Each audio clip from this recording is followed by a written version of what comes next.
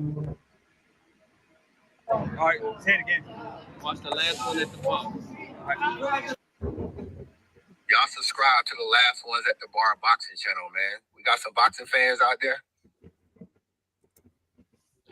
Hola, soy Jolie de Medellín y estás viendo las 4:11 de Bar, el mejor canal de boxeo. Dale me gusta y suscríbete. Y me puedes encontrar en Instagram como Jolie1026 Sánchez. Bye. Oops, I turned the thing off. I just want to say welcome to Last Ones at the Bar, baddest boxing podcast out. My name is Wilton Henry, and I'm joined by my boy Lavelle Jackson. Lavelle, let's talk to me about your weekend as I get the slides back up. Yeah, what up, though, man? My weekend, it was all right. You know, had some rough spots, man. You know, I probably mentioned this last week, but I've been taking some swimming lessons, and my age is kind of showing, man. I'm getting to the point where, you know, the aches be showing up, and it's a lot of things that I thought I could do, I can't do. So I had a weightlifting session on Friday, and then I went had the swimming lesson that Saturday around noon, and a lot of that wear and tear, man, it's took a toll on some of my muscles aching, man. I feel like I put a muscle in my groin. It's just crazy, man. I'm like, man, this is what getting old feels like, man. So trying to rest up, man, trying to see what I could do to strengthen those muscles in those areas. Because, swimming isn't something I do. So you're using muscles that you don't normally use, all the time. So just getting acclimated and adjusted to that. But other than that, man, weekend was good. Of course, my team lost, Detroit Lions, but still a Lions fan. So that's me. I was there crying, but at the same time, shout out to the Washington Commanders. That's a strong team.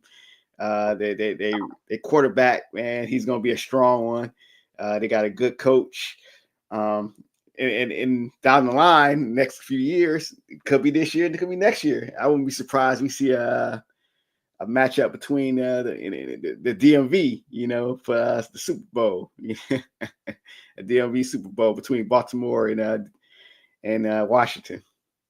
Yeah, I got two young solid quarterbacks. The word that I would use for Daniels would be poised. He's a poised young man back there, running the show for the Commanders.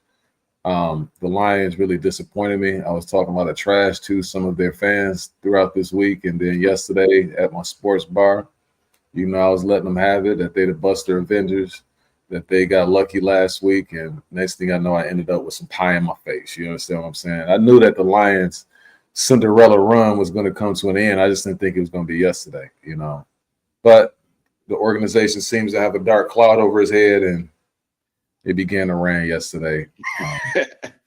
But I'm gonna keep my head up. I'm gonna think positive. People, you got fans, trashing, Detroit Lions fans trashing the team, saying, "Oh, they should break the team up and all this and this and that."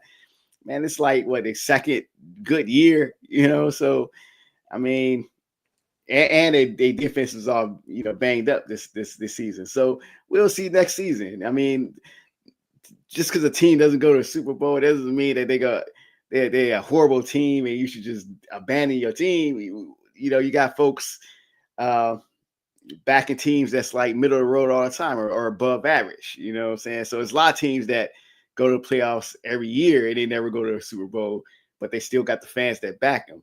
So I don't know why ours gotta be so negative, Negative because you ramrodded the whole division. You killing everybody. Then you get to this game and you lay an egg. Like, this is not the time for that. Now, one thing I will say as far as the playoffs is concerned, sometimes getting that bye isn't really helpful. Sometimes in the playoffs, it's more important to have momentum and building that chemistry and timing. And once you get like a couple extra weeks off, that's how it looked for the Chiefs. Yesterday too. They didn't look so hot. They looked rusty yesterday.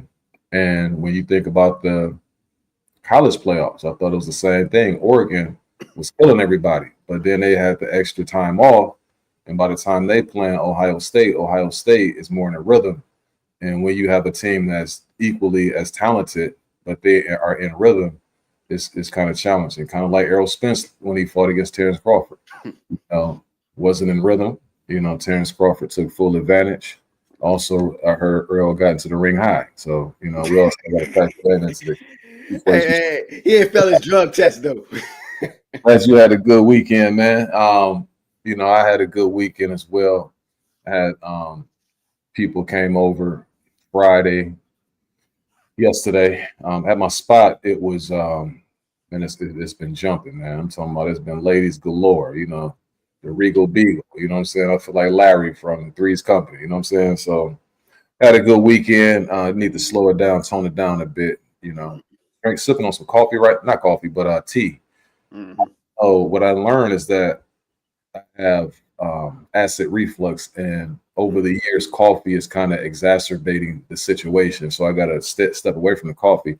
I don't know how well this tea is going to do, but sometimes you have that sensation inside your chest if you are experiencing that acid reflux. That's a tough thing because, like I say, sometimes I'll be feeling like I'm about to check out. You know what I'm saying? Yeah, I think I might have that. Now I kind of know what you're talking about. You had those times where you feel like, man, it's like there's a weirdness in my chest.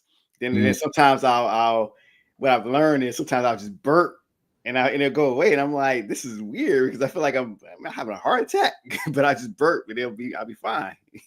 Yeah, because they run all those tests and everything, and all the tests come back great.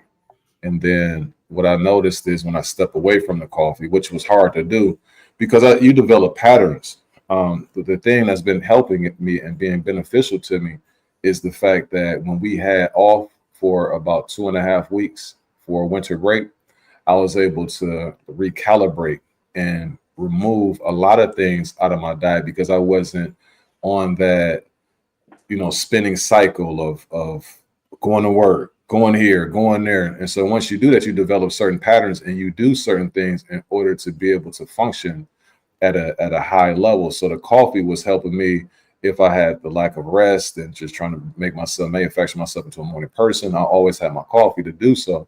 But like I said, when I stepped away from it, I saw that I didn't experience that same sensation. And I didn't have a conversation with my doctor. She was saying that that's probably something that triggers it. And so she was like, yeah, I'm glad that you had a chance to, start to figure things out. But we in such a fast pace, how it is over here on this part of the country. Oh yeah. Everything is fast paced. You know what I'm saying? Like once you get to that work week, and I don't think that people who don't live here, they don't understand that. You know what I mean? Because even when I tell you that I go out and I hang out, that's just my little peaceful time. You know what I mean? To step away and be able to do something where I can say I enjoy some time for myself, when it comes to like at the end of the week. And you kind of guard that because you got some more hustle and bustle to go through Monday through Friday in the upcoming week. But anyway, I don't want to get off to that's not a philosophical, not a psychiatrist type conversation, but it's always I always want to say thank you, man, for allowing me to share out some of those thoughts that I have. Also, later tonight, go Lamar. You understand what I'm saying? But I do want to say this, just in case they lose, I got me a second team, brother. Oh well, you that's an advantage there because I like Patrick Mahomes, but let's be honest, man. He it's some calls that he was getting in his favor, yesterday, and had he got shoved, to the back of his head like they did Goff last night, and we saw even they did Daniels that way last night. They would have caught it on him for sure. Well, he tried to do a little sneak move yesterday, but they didn't go for it. Also, that's what happens, though. The rich keep getting richer, and the privileged stay privileged. And so the fact that he kind of commands that type of attention, they cater to him. He, utilizes that, and who wouldn't? And you got Kelsey and the Taylor Swift and all that, and the media want to see that. They're the darlings of the league. You know what I'm saying? It's always like that. You had Tom Brady when he was in the league. He's like, man, come on, man, the tuck rule, like for real. They always get little benefits. You know what I'm saying? But Ty says salute. What's going on, Ty? Also got my main man Shane inside the building. Let me go ahead and put this inside there. And Bill, we got to go ahead. Let's keep the energy up, man, because you got that football coming up. Yeah, and I don't want to miss my boy Lamar. Yeah, I got you. Yeah, but just in case though, I got my team right there, man. But nah, shout out to my boy. He gave me some jerseys too back about a year or two ago, and he gave me for the dirt sheet, man.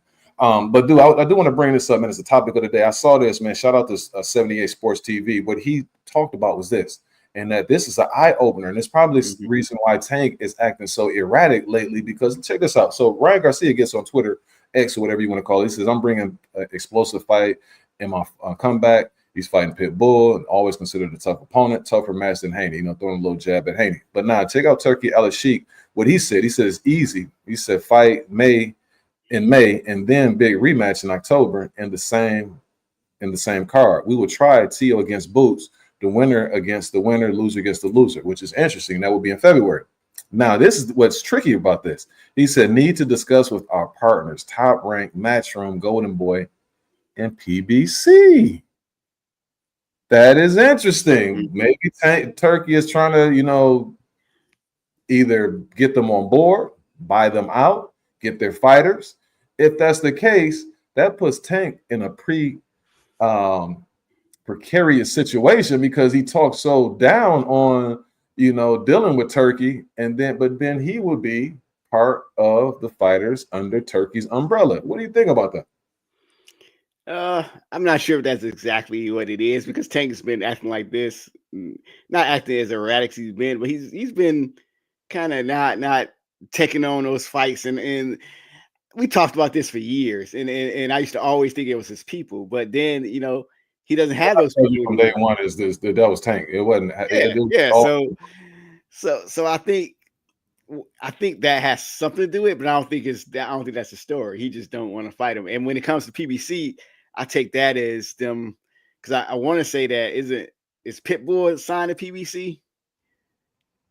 Because I want to say I want to say they probably not referring to Tank. If Tank was part of that deal, they would definitely be putting that name out there, shouting it from the mountaintops. I'm not saying that. He has no say in if they do business with Turkey. If they do business with Turkey and they give just like Ring Magazine, because he has so much money, everybody has a price point. And so if just imagine all of those promoters that's going to be, let's say for instance, well, I'm sure Al Hammond would be a part of it because he'll never show up anywhere, but Ellerby and you got Hearn and all these dudes who kind of have tension with each other, Golden Boy and Oscar and all of them, they having to work with each other, being in the same room because he has these big events and stuff like that.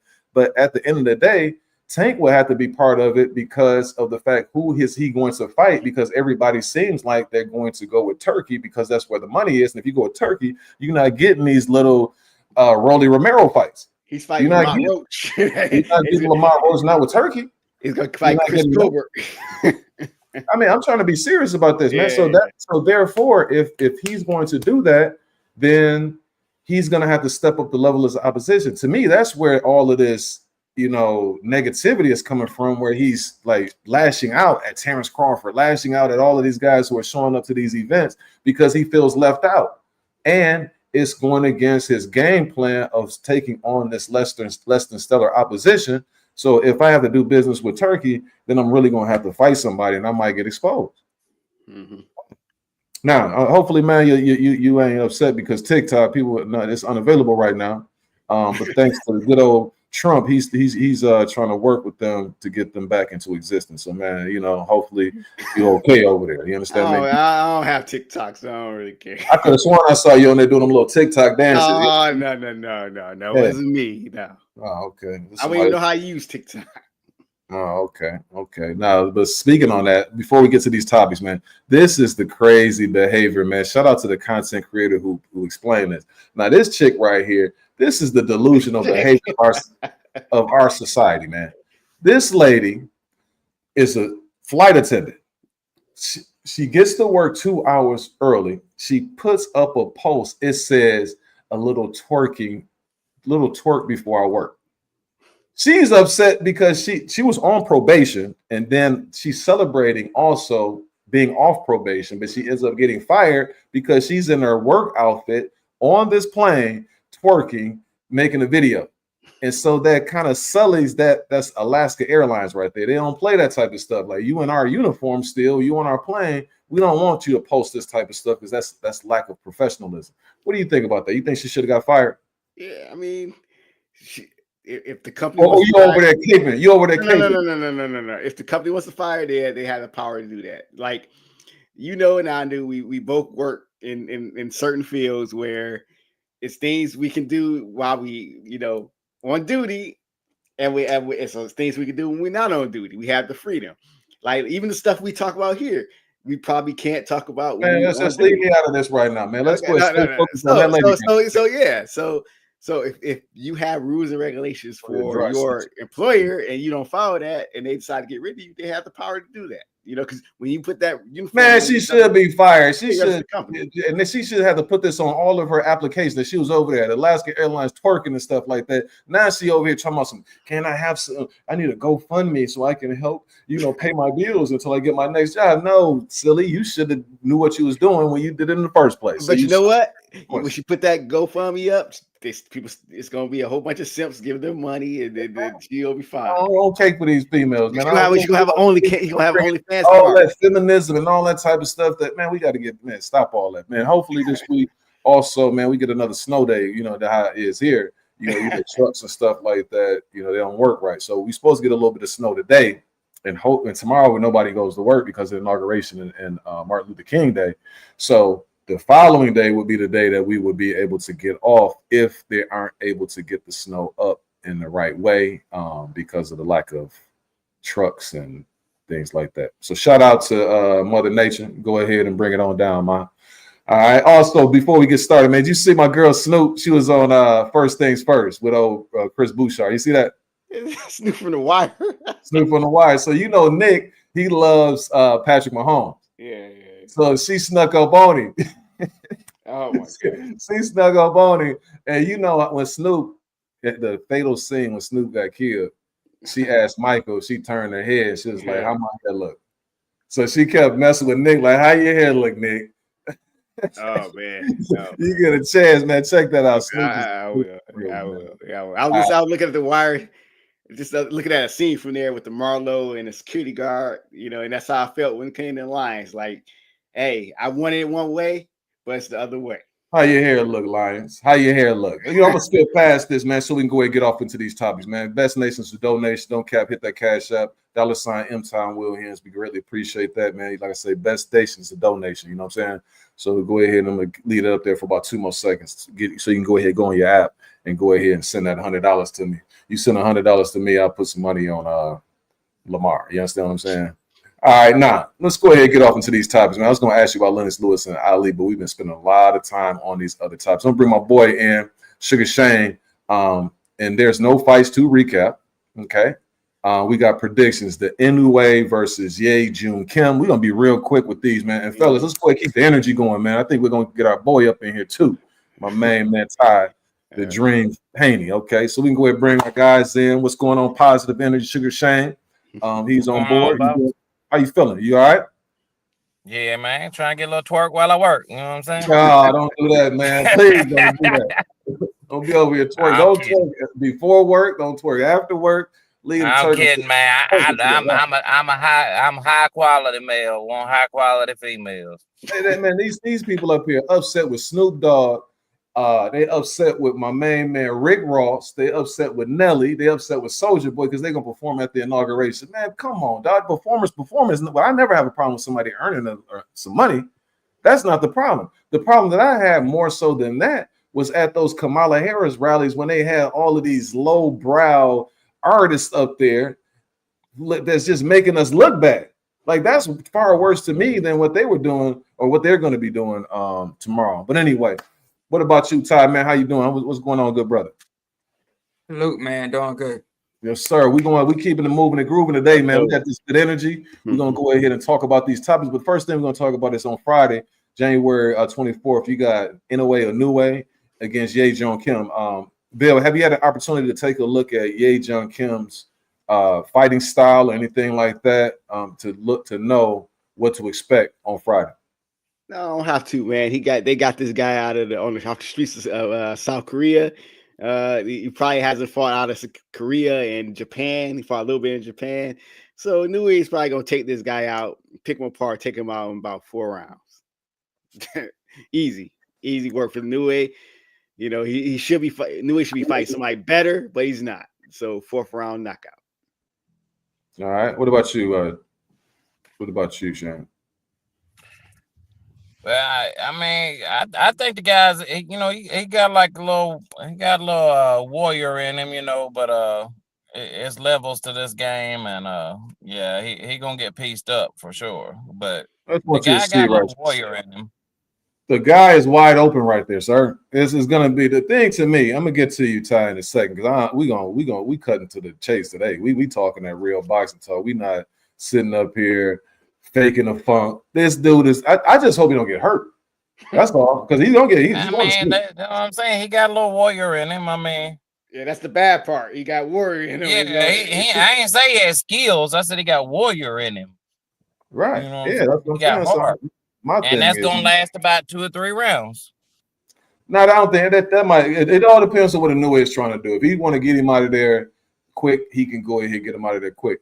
It's just, to me, when Inoue got dropped, and not in his last fight, but the fight before last, when he fought against that old man that he was fighting. Let me put Inoue's stats up here, you know, as far as who he's been facing. You know, so he's 28-0, 25 KOs. He's going to be 29-0 with 26 KOs after this one against Doheny. So when he fought against, not before the Doheny fight against Neary, when he got dropped against Doheny, he seemed to be a little bit more reluctant and not start out the gate, you know, throwing those bombs. And I'm sure when you have the little fella who got knocked down in Norfolk when we was there, what's the kid's name, Vale, the one that got dropped a couple times in the first round? Nui? No, kid in Norfolk who got dropped a few times. Abdullah Mason. So I'm sure Abdullah Mason in his next fight is going to be a little bit more reserved early on. So I expect that may be a pattern for Inoue moving forward. But he doesn't necessarily have to use that against this guy, because looking at these highlights of him, he's so wide open. It's just going to be such a huge gap in talent. And so, like I said, and Inoue hits way too hard for those dudes. And somebody like that who hasn't experienced anybody near the talent of Inoue, he's going to be in a world of trouble. And like I said, I just hope the kid doesn't get hurt, because this is a mismatch of gigantic proportions. What about you, Ty? What do you think?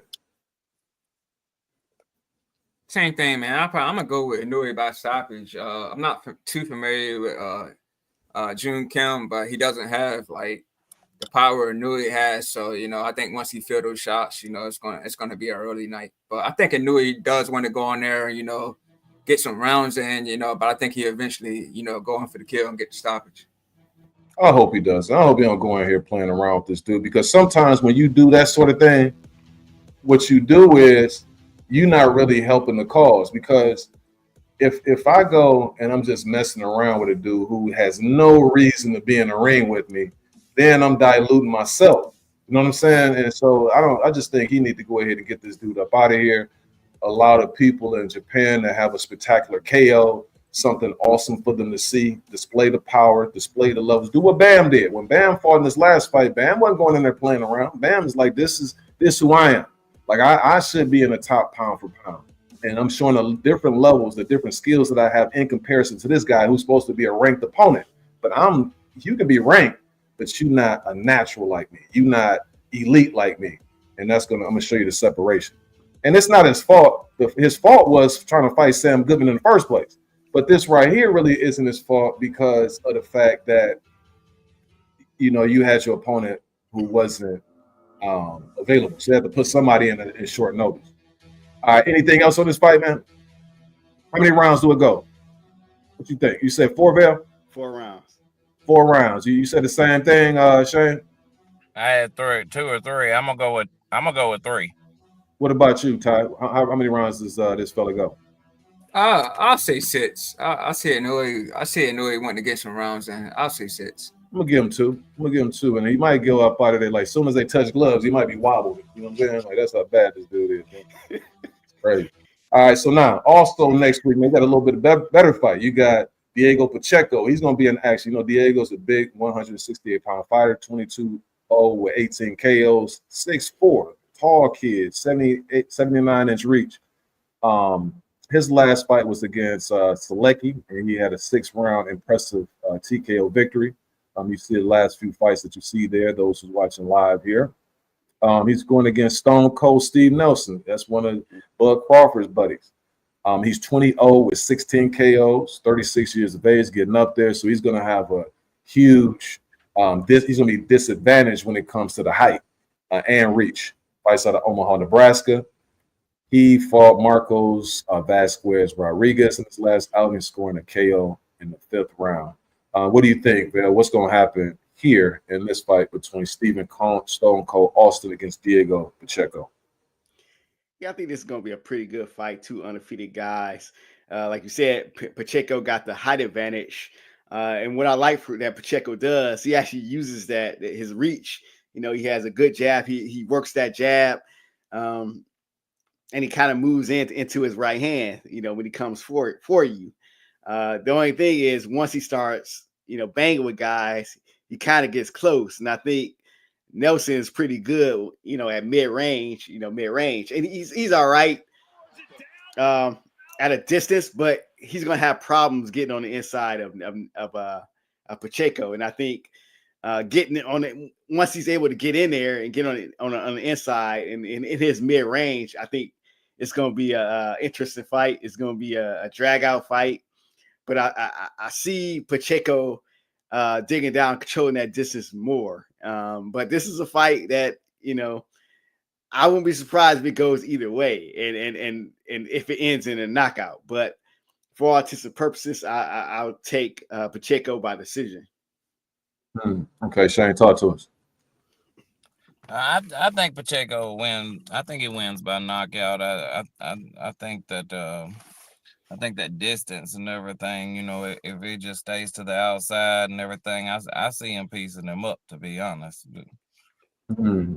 I mean, it's a good fighter, but I think if he can just use a jab effectively, he should be able to piece him up. Just jab and circle. Is it a knockout? Or is it a decision? How's this going to play out? I'm thinking it's a knockout, but like a late knockout around maybe the 11. Okay. What about you, Ty? What you think? Who's going to be victorious in this? Yeah, I got Patriot. You got Steve Nelson? No. I think it'll be a good fight while it lasts, but you know, it's a 13-year age difference. So you know, Pacheco, he's got the youth on his side. Both guys got some power, but you know, I think the youth is gonna be the winner in this fight. So I got Pacheco. You know, I'll say maybe around like a 7th round, 8th round stop or something like that. So you don't think that Bud can bestow some of his wisdom and some of his technique on this fella and allow him to be victorious? You don't think the little chubby dude? What's my man name? The chubby, his trainer, Boback.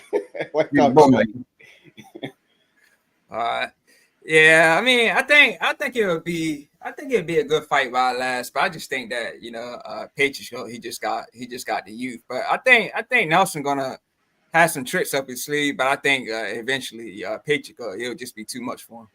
I think so too. My prediction is probably about 6th, 7th round on TKO victory. I think Nelson's gonna have some success early. It's just it's again the levels. Pacheco is an upcoming guy. I don't think they will put him in there with Nelson if they didn't see a clear advantage, a clear decisive advantage. And the thing is, Nelson sometimes looks good against the level of opponents that he's facing. I don't see him being able to compete for all 12 rounds against a young gunner like Pacheco based on the highlights that I've seen. And I think that Pacheco will be able to take some of his stuff more than he's going to be able to take Pacheco's hard shots, his consistency. his ability, you know, the youth that he has, he's going to be gung-ho for all 12, where I think that Nelson's going to be more in spurts. And you see how slow, you see some of these shots are kind of slow that's coming from Nelson. But then again, this is he's fighting that same guy that got smoked by Jaime Munguia. And, you know, that was when Jaime Munguia was on this Bum of the Month tour. You know what I'm saying? So levels. 6-round TKO victory for my main man Pacheco. He's one of those guys, man, at the 168-pound weight class to, you know, be reckoned with. You understand what I'm saying?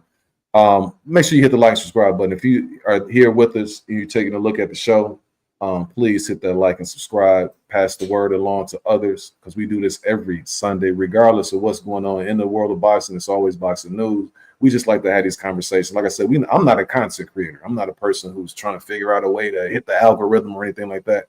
But I am a person who loves to talk about the sweet science, and that's what we do each and every Sunday. And shout out to Shane, shout out to Ty for having these conversations with us today. All right, so the boxing news. We got a lot of things, hodgepodge of topics. I don't even know. Some of this stuff may be all over the place because I was sitting over there texting this lady. She was a dang on person who was on a Democratic plantation. It gets on my nerves, man. It's like they think that they saying something, they're not saying anything. And it's like, man, you're upset about these things, but what about this? Hey, we on the boxing platform. Let's go boxing platform. But I'm trying to tell you, sir, why these topics may be all over the place. Yeah, whatever consequence I have to experience based on what Wilton Henry says, I'm willing to take whatever responsibility, because this is what happens. Before I get to these topics, this is what happens. You will have some people who consider themselves liberal, and they'll try to say things to you that they think that you want to hear. And then it's like, well, no, I really don't believe in that. Because it was somebody who talked to me, and they seem they be all nice and smiley, but they want you to be docile. They don't want you to have free thoughts, because what you are trying to sell to me, I think is a bunch of hogwash. I don't say it because I'm not trying to cause that type of tension, but I think that you are equally bad for the black person as the other people are who are outright, you know, vocal about what it is that they want to do. You know what I'm saying? They not counterpunchers. They over there, they coming at you. And I always know how to handle a counterpunch. You understand what I'm saying? I'm pretty Whitaker when it comes to that. But anyway, moving on, man. You got Tyson Fury, man. He announced his retirement. Do you think this is legitimate? He's going to stay away from the sport, or is this just a little bit of time off of Tyson Fury before he fights somebody like AJ in the future? Man, who knows? I think he is going to come back eventually. I think he's going to really retire, make people believe it, and eventually he's going to come back and fight he's going to tease a fight with AJ, and he's going to fight a bomb. That's what's probably going to happen. Okay. Talk to us, King. What you think? Oh man, I don't see. I don't think he's retiring. I think he's trying to, you know, build the price up on that big money fight. You know what I'm saying? Like I definitely don't think he's retiring. I think he's trying. I really think he's trying to fight AJ. I think part of it is he's trying to, you know, like I think, you know, like when you lose sometimes, and you know you've been undefeated for so long, it can mess with you mentally. So I think he's trying to get himself back right mentally. And at the same time, I think he's trying to get the price up, you know. But I do think he's as intention to fight AJ eventually. Look at this buster right here. Look at this buster. He's sitting up here this injured. Like, first off, why are you using that word, you coon? Like, go somewhere. Like, you want to go ahead and spew that negativity and stuff like that. What I mean by not being a content creator is I mean that, like, trying to figure out different ways to hit the algorithm, sir. That's what I mean. But you want to say this N-word? Like, brother, like, please go somewhere else, bozo. You understand what I'm saying? Like, go somewhere else. Go jump off a bridge somewhere. And I'll if you want to make me happy, ninja. Anyway, what do you think, Todd? I thought the dude was on something, man. He over here, he talking some boxing talk. Then he want to spew that negativity. Man, get up out of here, dude. Go ahead, Ty. Yeah, we've seen Tyson Fury. You know, we've seen him say this at least 5 times now. So I don't know what to say. I don't know if I can take it serious or not. I mean, maybe it's just you know, maybe it's just a ploy and he's going to fool everybody and come back and hop in another big fight. But we've seen Tyson Fury do this numerous times. So I don't know, but I can say that he did lose 2 times, both times to the same fighter. You know, it was for the undisputed crown. I mean, that's the biggest crown that you can get, you know, in the heavyweight division. He came up short both times. So he could be hurt from that. You know, we know he's had some mental stuff in the past. You know, maybe he's seriously hurt from this and maybe he can't recover from it. I don't know. But like I said, Tyson Fury, he does this. He's done this like 5 times now. Yeah, I'm going to take the man for his word because he did look like he's losing a step after watching him in that Usyk fight. You know what I'm saying? So if that's the case, he may, you know, just be, it could be a situation where right now he feels that way because he's kind of disappointed in the results of the Usyk fight. Also, he may be seeing it himself that he's not what he used to be in the past. That could be the case. It could be what you said, Shane, as far as like trying to even get a little bit more money for him to face somebody like AJ, because that fight is a little bit more dangerous now than it was when they first were talking about it, because he looks more susceptible to being hurt against somebody who can punch as hard as AJ. But we'll see, man. If he is about to retire, he brought a lot to the sport of boxing. You know what I'm saying? Like some of my fond moments of him was when he fought against Klitschko and how he just, you know, demoralized Klitschko. He was over there playing around with him. The Deontay Wilder fights were outstanding. And even the Usyk fights, you know what I'm saying? And he showed flashes of brilliance when he fought against Dillian White, landing that uppercut. To me, that was Tyson Fury around his best. Like, he looked flawless. Like, Dillian couldn't do anything with him. So he brought a lot to the sport, man. So shout out to the big man. But we'll see. You know how Tyson Fury's very unpredictable. You gonna say something? Yeah, I want to put one more thing on that. That I just thought of. With both with him and AJ both being British as well, you know, like even under Al Sheik, you know, they might be, you know, like I think obviously they'd want the fight to be at like Wembley or something. I think a part of it of that would be too that he is somewhat afraid of the fact that they favor AJ, and if he gets clipped, you know, say he doesn't get dropped, but he gets clipped. I think in his mind, especially if he really believes the denial that, you know, and actually thinks that he won the fights. I think in his mind, it could say like, well, if I get clipped, they're going to give him the decision. You know what I'm saying? So that could be part of like why he's not just eager to take the fight right away. You know what Turkey should come up with is a buffoonery card and come up with a Buster Olympics. And I would nominate DT3, the Boom Man, as a prime candidate to participate. I'm with you. Be cool. We'll be cool. All right, think of all that, man. These chumps. So Ennis right here, it looks like it's I for April, man. My prediction, I'm telling you, you know, I'm saying I think when Boots steps his level of opposition up, and if it's done in 2025, you give him a Stan Jonas and you get somebody as equally as talented as Stan Jonas, I predict a loss this year for Boots Ennis. And I say that it's just, I'm just basing on his track record as far as at this stage of his career, fighting the fighters that he's been facing. I think by now they would have been pushing for him to fight somebody who is tougher than the guys he's been facing, because there have been opportunities out there.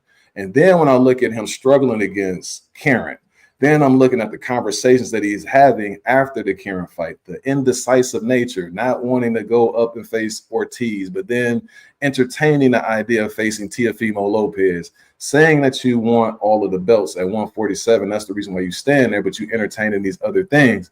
The level of confusion that's there. I think there's a reason why he hasn't been facing these guys. And so, like I said, when you see him against certain opponents, he looks amazing. But then when you see him against somebody who isn't scared, who's a sturdy 147 pounder, such as Karen, he didn't look so hot. So I'm just wondering what's going to happen once he faces somebody like Stan Jonas on a consistent basis. But what about you? What do you think? It's a good fight for both guys. I mean, I mean, it's a fight that, as you said, that Stanionis has he has an opportunity to win. Ennis could win this if he is what he's been marketed as. And actually, I actually would pick Ennis in this fight, just not as going away as much as people think. But I think it's a step in the right direction. It's a good fight for Boots. It's actually a better, even though he will get a bigger name than what we talked about in the last few weeks with the Teofimo Lopez or even the Ryan Garcia. They're not welterweights, and this would show me a lot more, even though Ryan Garcia or Teofimo Lopez will get him more famous or get him more hits, on World Star. This is what will show that he's the man in the welterweight division. So step in the right direction. Bet. What about you, Shane? I'm gonna be honest. First of all, like, I don't think he could beat Teofimo Lopez if Teofimo Lopez come on his A game, But I mean, Boots done got a little bit on the hating game himself. I seen him earlier. I seen him earlier on a clip, talking about the Garcia and Haney fight and everything, and he seemed like he just had some real hate out there, like, I mean, just dissing the man, for no reason, like, other than just, maybe some jealousy or something. I don't know. I didn't understand it. For somebody that struggled themselves, like in a legal fight, for you to diss somebody, who has turned, who has fought somebody that done a lot of dirty things, like, I mean, it makes me wonder about him now, like, is he on the hating game? If he's on the hating game, like, why is that? I do think this is a winnable fight for him, but I agree with you that he could probably get his first loss sometime this year because he just doesn't seem like he's there mentally. What about you, Ty? Yeah, I'm going with Boots, man. I just think with Stanionis, with the inactivity, he only fought once in 24. He didn't fight in 23. I know he had the injury. He's had a fallouts with Virgil Ortiz. So I just feel that Boots has just been a little more active, and maybe Stanionis will be a little rusty going into this fight. But I think it's a good fight, man. I like the fight, and I'm 100% for it. Man, that's probably the best fight, with the exception of Brian Norman. I want to see that one as well. But I'll tell you, I think Boots against those two is tricky. I think Stanionis is better, but he's been Norman knocks him out. See, Norman, I listen. They smell something with that Boots fight. I can sense it, man. And it's like, it's not going to be easy unless Boots just catches him. But I see him being so aggressive, and he can hit hard, and he places his shots the right way. I've never seen Boots fight somebody who's young, hungry like that, and vice versa. But I've seen Norman fight against better opposition, though, and I see them willing to put Norman in with tougher guys than Boots. They're more eager to do so. They're willing to take on challenges and things of that nature, where I see Bozy and them kind of more reluctant on doing it. My bad. Anything else? Man, you all right over there, bud? No, I'm cool. So Jose Valenzuela and Gary Antoine Russell about to fight on March 1st. What do y'all think about that? I think it's a good fight, man, and I like that Gary Antoine Russell is looking at an opponent like this for his first fight after a loss. As a fight that he could win and get himself back into contention at 140. Valenzuela, he had his victories over Chris Colbert at 135. So I guess he 140 is where he's at home for now. And Gary Antoine Russell, I think, fighting a smaller guy, but still a smaller guy with some skills and power, I think it'll be good for him, to get some confidence back. I mean, it's not like Russell just fighting some, a bum just to get a win. At least a viable opponent. So I like what he's doing here. What about you, Shane? Yeah, I think he KO him in 3. To be honest, I like Russell. Do you think it's gonna be that quick? Yes. Okay. I think he's coming out hard for this one. What about you, Ty? You think it's a KO also? Yeah, I got Russell on this one, man. Yes, he came up short in his last fight, but he still got power. He's got almost all knockouts in all of his fights or so, and this is his opportunity, to get a title. I think he's going to take full advantage. When Rayo, he definitely going to, keep his distance and everything, but I think Russell is just going to keep coming forward nonstop, and he's going to overwhelm, Valenzuela with his pressure. So I got Russell by, I'll say, a late stoppage. Yeah, I think Russell will be back in the winning column. Rayo, man, if he's going to take on Russell in his first, fight, defending his belt, that says a lot about his confidence, because he could take an easier voluntary defense, I would think, or push for like the Cruz rematch or something like that. But this right here is a serious opponent. If he's able to get past Gary Antoine Russell, to me, that's saying that he's a real solid champion at 140 pounds, because that's one of the tougher guys there. And I think that, the fight that he had, his last fight was close. You know what I mean? But I thought the other guy got the nod. Probably if they have a rematch, I think that Russell probably will fare a lot better. He understands what he's dealing with now, and I think he'll make a few more adjustments. But he's just a big, strong, sturdy 140-pound guy that just keeps coming. And he's had some, tests, when he got the post-stalls and he got the Bartholomews and things like that for him to, utilize at fighting at that level and going against this Rayo fight. To me, Rayo looked good, though. Like, I like what I saw in the Pitbull fight, but Pitbull has so many limitations, especially at 140, so short. And it's hard for him to get to his target. But Russell is like 5'10", so he won't have that same luxury of being able to just move out of the way of his shots. And that pressure is going to be coming all night. And I think his people may be thinking that he has a similar fighter that he's going to be facing, since Cruz kind of fights that way. He just doesn't have the attributes and dimensions that Russell has. But like I say, that boy is coming like a pit bull throughout the whole fight. I think he'll wear Rayo down, but Rayo's going to have some opportunities because he does have some power, and he probably will catch Gary Antoine a few times. And it's going to depend on whether Gary can handle it. I think he can. Seems to have a pretty solid set of whiskers, but that constant pressure, I just think towards the latter part of the fight, he's going to wind up getting to Valenzuela and probably get a stoppage. All right, T.O., he confirms that Richardson Henson's fight is in discussions. Let me ask you this, man.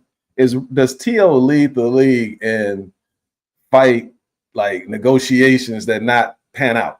Like, you know what I'm saying? Like, he was supposed to, he's talking about Tank. He's talking about Boots. Then he's talking about Matias. Now he's saying he's supposed to be fighting Henson. Like I say, to me, if I was him, I would have took that Matias fight, because he's slow-footed and it's a better matchup for him. But do you think this is actually going to transpire? And if so, who would you favor in a fight between Hitchens and T.O.? Who knows? Because Teofimo, he's always talking about a fight, and the more he talks, the more just about every name shows up with him in a fight, except if it's David Haney or somebody. He doesn't say anything, or if it's Shakur Stevenson.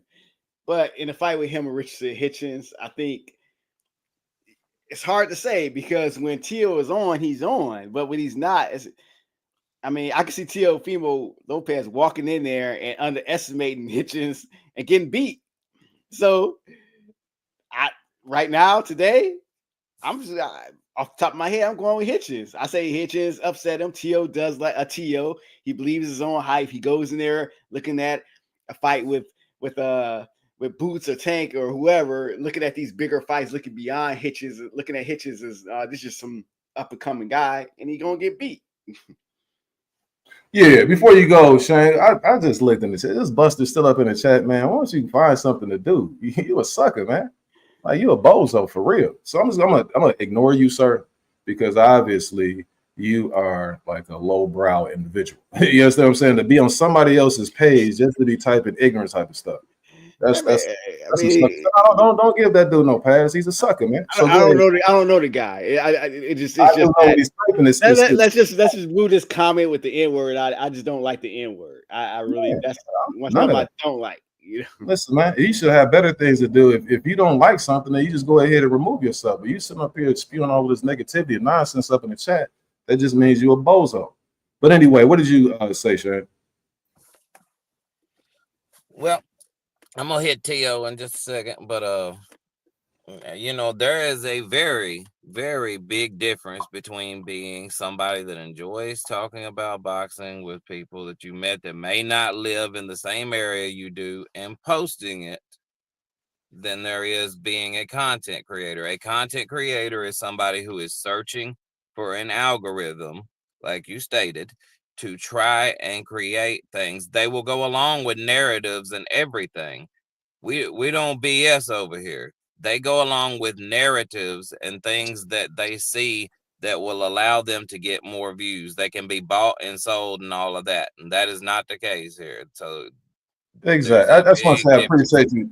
I appreciate you saying that, because that is what, see, when you used to have content creators, they kind of went against the main media who used to have different agendas. So they might have been ESPN who would like kind of make their boxers supposed to be the greatest boxers. You had Showtime, like they would do the same thing. So then you got the different promoters and stuff like that. So you never had like a objective view of the sport in its totality. The content, the people who used to talk about boxing, that's who you could go to.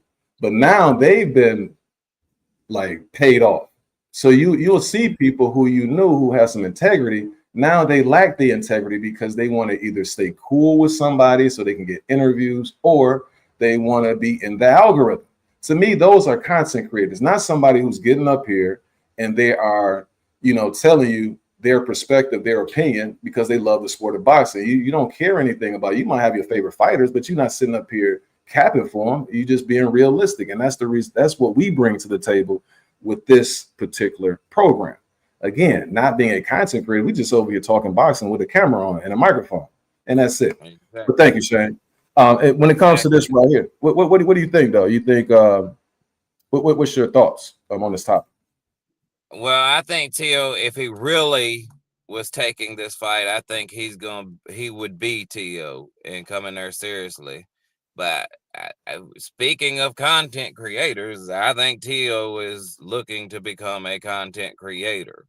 And even if it's not him creating the content, you know, I feel like he does this to keep his name relevant, where people discuss him versus this person, him versus that person, you know, like, you know, until I see a dotted line sign from him, I don't trust that he's gonna get in any fight. And I like his fights. I think he is exciting, man. He is a showman for sure, in every sense of the word. Like, I mean, he can put on a phenomenal fight. He has phenomenal ring entrances, phenomenal finishes, and celebrations to him and everything. And he's beat big names and everything.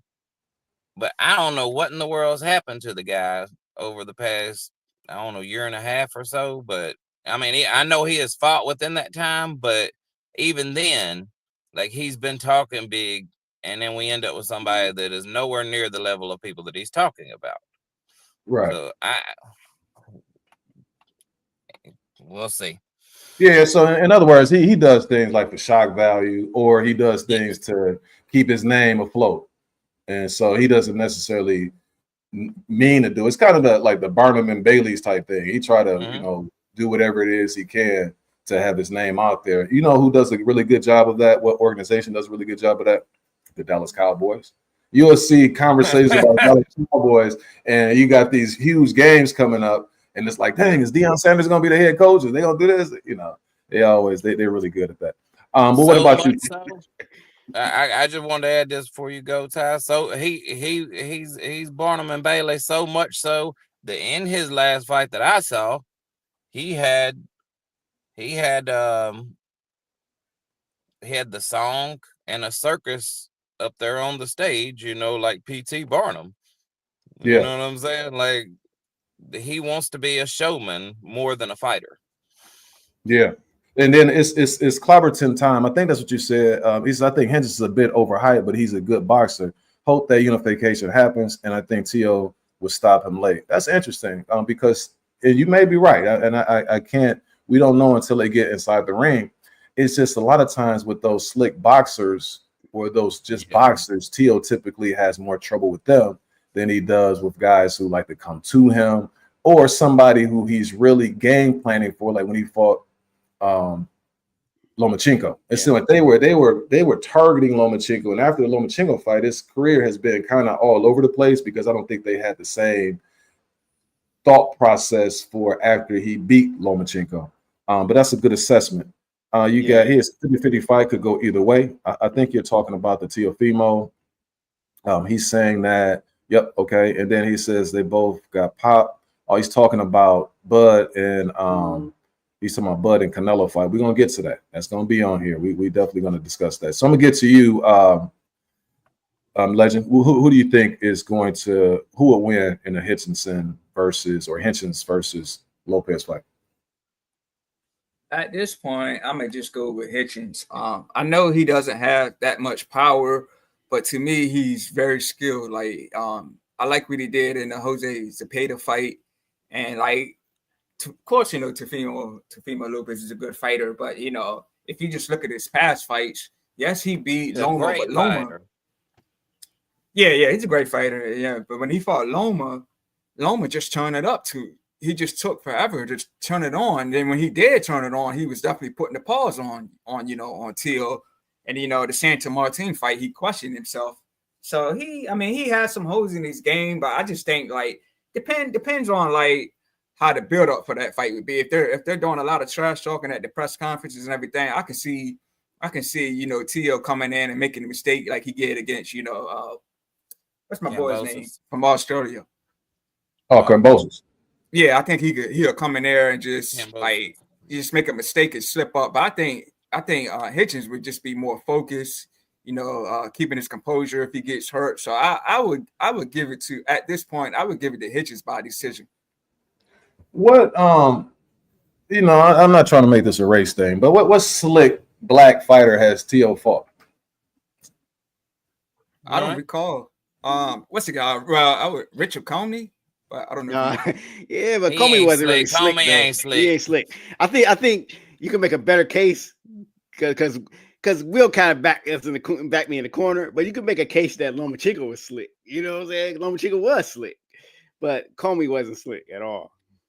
He is, but one thing Ty was right. Lomachenko took too long to get started, like way too long, and T.O. jumped out there and stole enough rounds, to where it's too late. I think also T.O. looked about 2 weight classes bigger than Loma too. You know what I'm saying? Like that's a little bit. He does. When you fight against Hitchens, that's a solid 140-pound fighter who's just going to be boxing right there. And only thing with Hitchens, I think that he learned from his mistakes. He doesn't have the Chris Colbert syndrome. He seems like he would have. I thought that he did when he had the last fight before, winning his belt. He was in there trying to gun it out with his opponent who was a more compact puncher, and that's why he had so much trouble in his previous fight. But like I said, I think he learned from that because when he won the title, he was doing what he had to do. Like he did him, and he wasn't trying to do anything extra. He just brought to the table all the advantages that he had. He utilized that to a T, and that's how he was able to be victorious. So if he just does that, the fight is going to be close. It's going to be tough because sometimes Tio just has trouble with that particular type of style.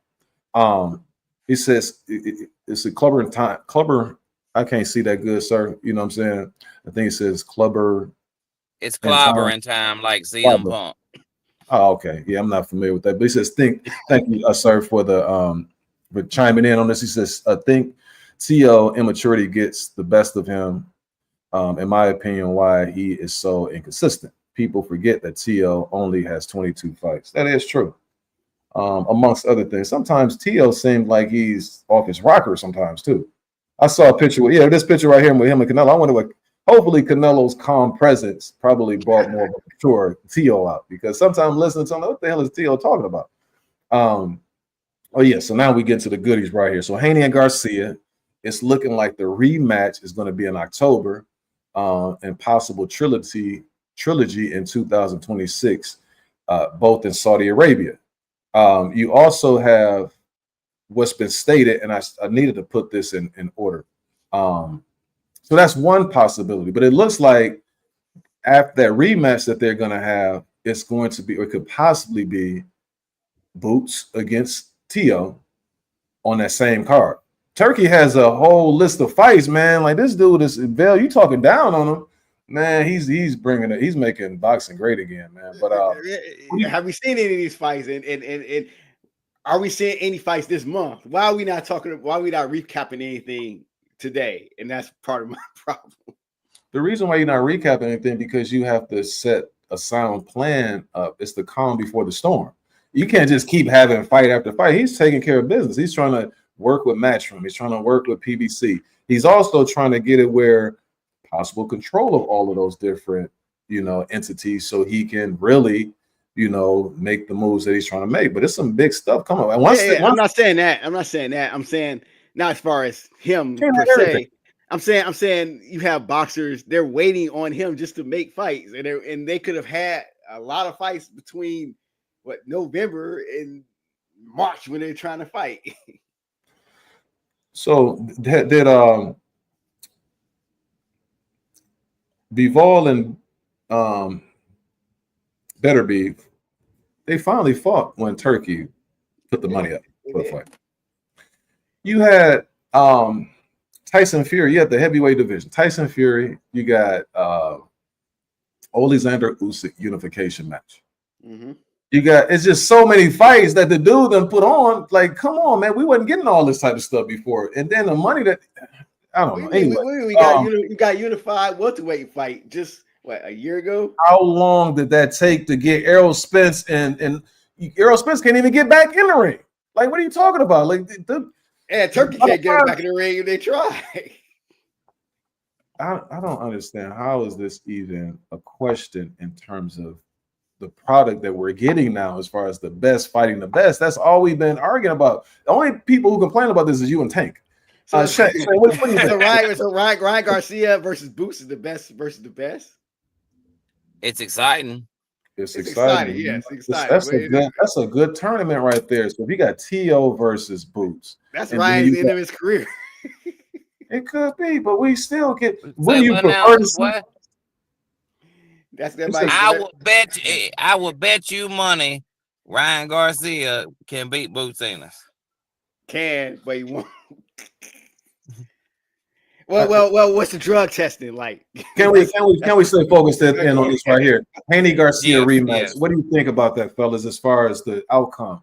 Clean Ryan Garcia versus clean Devin Haney. Well, that's the problem. We don't know if this fight's gonna be clean. Well, Saudi Arabia, it's taking place in Saudi Arabia. Then they're saying, Haney wants VADA, and Garcia saying, "Hey, I don't do VADA." Man, talk to me, because he's not going to answer the question. It's not going to be a fair fight. It's not going to be a fair fight. So I think Garcia do the same thing, because it won't be fair. Garcia's going to come on there, juice, and he's going to come in at the 147 while Haney is making 140. That's what you think. So some type of conspiracy. So Shane, what do you think? So I can put this. So if we having a discussion about, if the fight happens, both of these fighters are clean, who wins the fight? Not all of this stuff we don't know, but if that was the case, who wins? I still think Ryan Garcia wins, to be honest. And I just don't think it would be. I don't think it would go down as brutally. That's if. That's a lot of ifs, to get him in there in a clean fight with a clean, make him wait and everything. But I don't know. Maybe it's a lot closer in a real legit fight. I definitely think this is a lot closer. These guys just know each other well, and he's just one of those dudes that can give Haney problems because he knows him so well. Shane, keyword you just said, legit fight. You said legit. What about you? What about you, Ty? What do you think? What happened if these guys come into the ring? Thank you, Shane, for clean Haney beats a clean Garcia. I can't even cut this segment up because he's keep talking about stuff that we don't know about. Like I'm talking about these guys coming to the ring. Talk to us, legend. I would go with Haney. Talk to me. Yeah, okay. Why is that? What do you think? They just like it's just playing in my mind. If Ryan has been on PEDs for so long, I mean, is he really getting all those knockouts because of the PEDs? But yeah, so it's tricky, man. It's like Haney for me, and then it's like Ryan. I mean, of course, Ryan has the power. Haney doesn't have the power like that, but he's very skilled. So I could see Haney just keep tagging Ryan. But if Ryan lands a big shot, Haney could be in trouble again. So it's really a toss-up for me, man. So just based on everything that's happened in the last fight, I would go with Haney. But like I said, Ryan does have the power though. So, but how's he going to look without the juice? So that's my real question. So see, here's the thing. Here's the thing, though, Ty. I don't mean to cut you off, good brother. It's this though. Like you're right. However, see, a lot of these dudes, and Arrow brought this up the other day with his tweet. He said that boxing is messed up because all dudes can have to do is, if they're not on, like, if they're not getting tested, they can be using the drug all that time because these dudes taking all these long layoffs. You're not getting tested, so you can reap the benefits like the muscle tissues and everything like that you're building when you're on it, and you can cycle off, and you've already reaped the rewards of being on that PED. So if that's the case, then he's still going to have some type of benefits from taking something, if he's still doing it. So it may be out of his system, but the damage was done in terms of making your muscles stronger, bigger, and stuff like that. That would be another issue for me, dealing with somebody like a Ryan Garcia. But I didn't mean to cut you off. My bad. No, you good. But I mean, I would say this. My gut would say Ryan, but my heart would want Haney just for everything that's happened. So, but I just still feel that even though the decision got changed to a no contest, I still feel that Haney maybe like in the back of his mind, he still really hasn't got over that.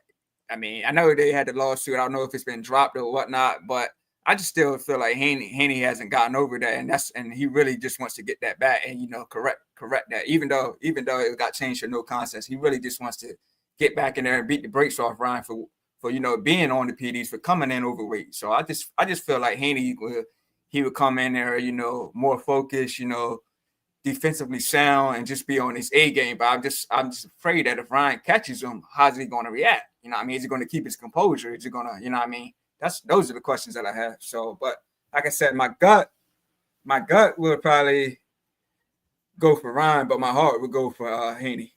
So let's redirect this. So they do have a fight card that's going to take place in May, and so you got the Ryan Garcia versus Eastside Cruz fight. I want to say it's like at a catch weight. Ryan is saying he wouldn't have it at 140 because he said Pitbull is so little. He said he don't want to do him like that. But I think it's going to be 144, I think. And then Devin and Jose Ramirez is going to clash as well on that same card. Shout out to, my main man, Sheik, for putting on this right here. It's a heck of a double header. What do you see in both of those fights? What's your prediction for the Garcia versus Cruz, and then also Devin Haney versus Jose Luis Ramirez? Well, first, shout out to his clobbering time, man. He, so I got you. I see the long game. That's what I'm looking at when it comes to the Saudis' involvement. So for the Ryan Garcia versus Isaac Cruz, at 144 with a juiced up Garcia, man, that dude going dog walk Isaac Cruz. Dog walks him. Okay. Isaac Cruz won't have the power to keep up with a juiced Ryan Garcia. Garcia can use his reach, he uses size, he has all the advantages. And Isaac Cruz is like 5'4", 4. You know what I'm saying? He's too small to even be at 140, let alone 144, a catch weight, you know. Then Devin Haney versus Jose Ramirez. I think it's a great fight for Haney. I think Ramirez is made for Haney, but I think it's a great fight for Haney to, you know, get his confidence back, you know, take punches by a big, strong guy and pretty much dominate him in the same way, probably even more so than he did Regis Prograis. So I got Devin Haney dominating that fight. All right. I think Shane dropped off. Ty, I'm going to get you in a second. We got Coach Eddie in the building. Coach, what's good with you? Hey, what's happening, bro? What's going on, man? Ain't nothing to it. Anything you want to chime in on in particular? Yeah. I've been listening for about the past 30 minutes or so, man. As far as the Ryan Garcia, first of all, T.O., I'm trying to catch back up. I don't want to change the subject, but yeah, T.O., man, I don't think T.O. I think T.O. doing a lot of pump faking right now, man. He playing double so. Yeah, man, I don't know about this guy, man. You know what I'm saying? It's like, I think Richardson, I think he's gonna beat him, man. I really do. Yeah. You know, T.O. has trouble with guys who can box, man. I noticed that with him, and it's so inconsistent. And a lot of these guys that we thought were the goods, I think they really sold us on them. You know what I mean? Just through promotion and just a lot of YouTube channels. You know, once you keep hearing something over and over and over again, you know, you start to believe it. You know what I'm saying? But then your eyes don't deceive you. You know what you're looking at. You know what I'm saying? I'm like, I think Richards is going to beat him, man. I think he can outbox him. You know, I really do. T.O.'s power hadn't really translated up to the next weight division. So and also just being out of the ring so long, just being inconsistent and what's the word I'm looking for? Inactivity. I think inactivity is going to hurt all these fighters at the end of the day. You know, I like Pitbull Cruz, Ryan Garcia. Hey, to me, that's a 45-55 fight, man. Because Ryan Garcia, he doesn't like pressure. He doesn't like pressure. But check this out, Coach. You think that at the advanced weight, though, because Pitbull is a little dude. And do you think, because when I was checking him out against Valenzuela, that was his issues that he couldn't get to him because he was too long. And by Valenzuela keeping that jab on him, Pitbull didn't have a plan B. He's just swinging those shots and he's just missing like crazy. Do you think Ryan could do something like that too, and then like set him up with some of that left hand action that he does, or you think that Pitbull is gonna like catch him with something? You know, it's two different fighters, man. I think Venezuela is a more complete fighter than Ryan Garcia. He's more complete, even though Ryan has all the flash. He has the speed, you know, especially in that left hook. But Ryan really doesn't box. You know what I mean? He's more a guy that's set up, let you make a mistake, let you overreach, and he'll kill you just because he's so fast. You know what I'm saying? He hits you with that left hook and it comes out of nowhere. I think with Pitbull Cruz being so small and being short like that, I think a lot of them left hooks are probably going to go over his head, man. And Pitbull Cruz is he's defensively sound, man. I mean, he's tight, keeps that head down, keeps his hands up. You know what I'm saying? And when he fought Rolly Romero at 140, he was strong, man. And Rolly hit him with some big shots, clean shots, and didn't do nothing to him, man. And Rolly can punch. We said we want to say about Rolly, but he's a puncher. Right. You know what I'm saying? You can't say he can't punch. He has power. And Pitbull ate those shots and was able to keep coming. See, one thing about Ryan Garcia, he'll do that booty roll on you. You know what I'm saying? Not the shoulder roll. He'll turn his back on you. You know, we've seen that. Even Devin Haney, you could really go back and look at that fight. Devin Haney was outboxing Ryan Garcia. He outboxed him. When he was boxing, it was easy. He hurt Ryan Garcia several times in that fight. He just couldn't capitalize on it. Devin Haney doesn't have that killer instinct to go get you. He'll hit you and then just let you recover. No, that's real. You know, real. But let's focus in on this, Coach. So you like Cruz's chances. What about Devin and Jose Ramirez? I think they're gonna get the job done. I think they'll get the job done. Yeah. I'm a favor Devin in that fight for sure. And then last thing I got for you is this. The last question is: do you think that it's gonna take a little bit of time for Dev to get those cobwebs off of him after that Ryan Garcia fight? You know, being dropped on a few occasions. You know, to be honest, man. I don't really think so, man, because he's been out of the ring for a pretty good while. Sometimes getting dropped is sometimes it can be good for a fighter because you can kind of go ahead and get it out the way. You know, I think Shakur needs to be dropped. Then he can go ahead and get it out the way because it frees you. It's like taking a friggin' jacket off. You know what I'm saying? It's like you waiting for something to happen that happens to everybody. So when it finally happens, you just go ahead and move forward. So yeah, I think Devin Haney's gonna be free this fight, man. I think he's gonna have fun. I think he's gonna do a number on this guy.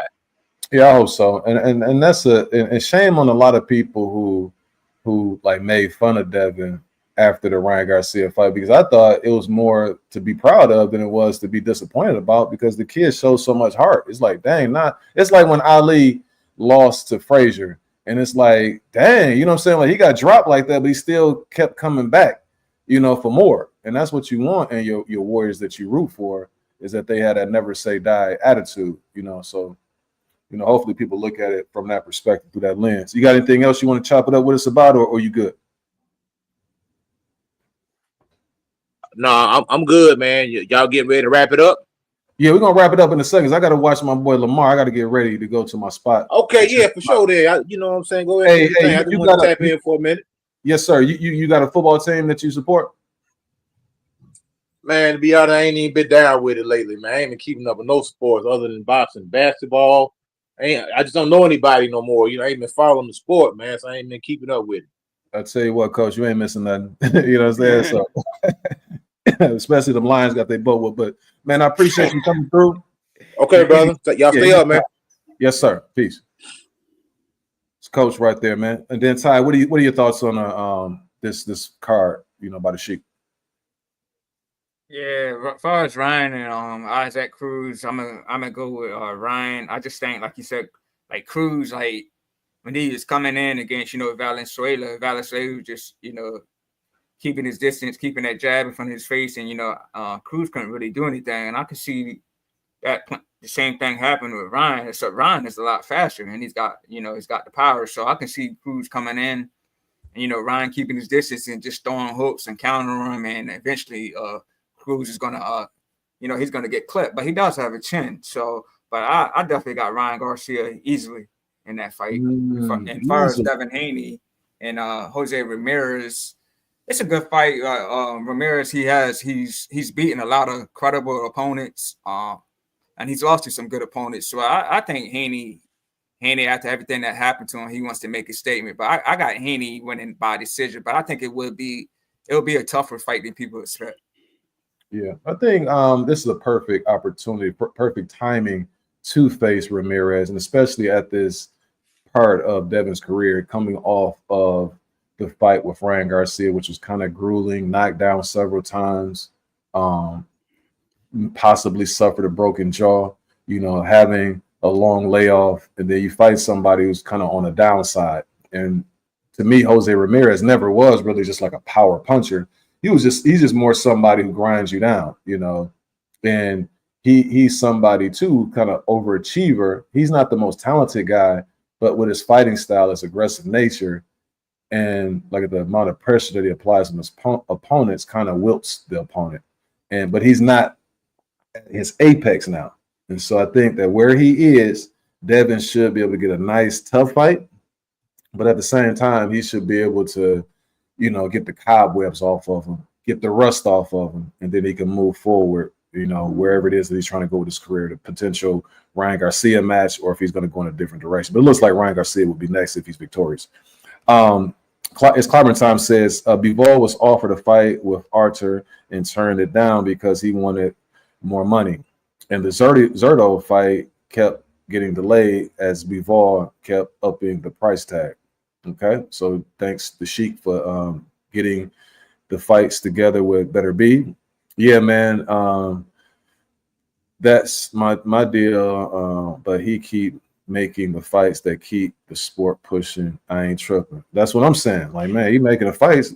You got anything to that, Veil, that you want to? Yeah. That's what we said about PBC when we was getting those fights on Fox Network. We getting the fights though, and we went. I learned at first we were cool with it. Then it moved from, you know, regular television to Showtime, and I was like, I'm still cool. Now then I started moving to pay-per-views. Then I'm like, wait a minute. It's for we free. We paying for $8 pay-per-views to see Tank versus Lamont Roach. Now we went from that. Now we only get what, 1 or 2 PBC pay-per-views a year now. You know what I'm saying? So and none of these fights are fighting. When did Charlo's fight? You know what I'm saying? So that's where I'm coming from. I see the long game.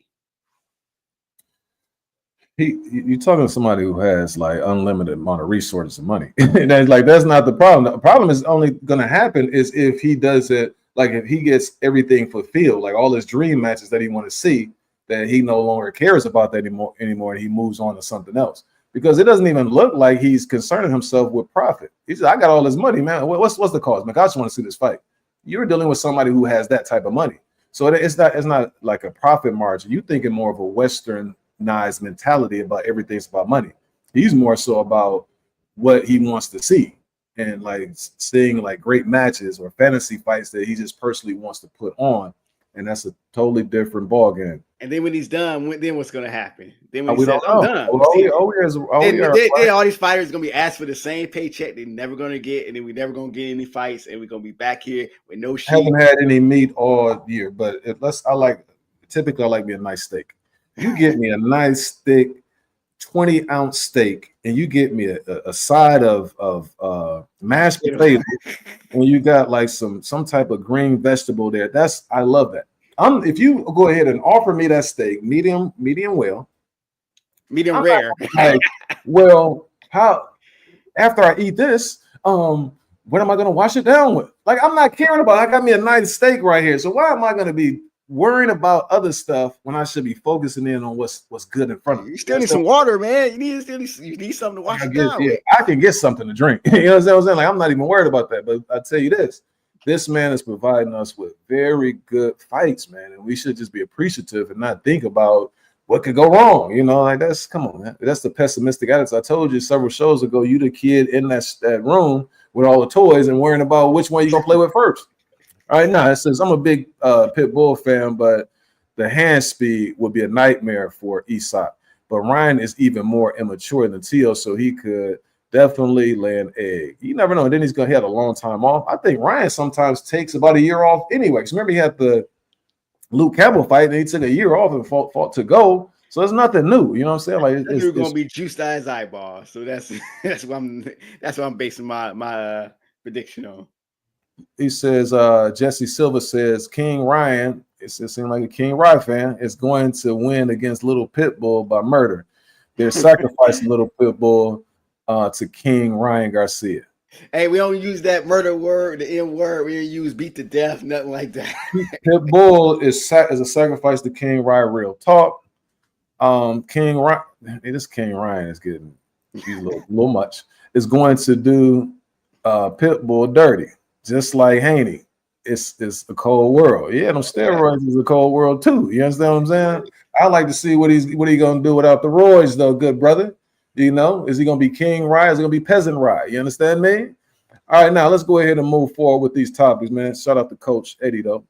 You'll get in. He promises Teofimo showdown after Ramirez fight, so we don't know. It looks like it's going to be King Rye. Ryan Garcia, okay, he confirmed that. So, again, that's what I was talking about as far as the in October, what the Sheik is proposing, the Ennis and Teofimo, and then Ryan Haney, too.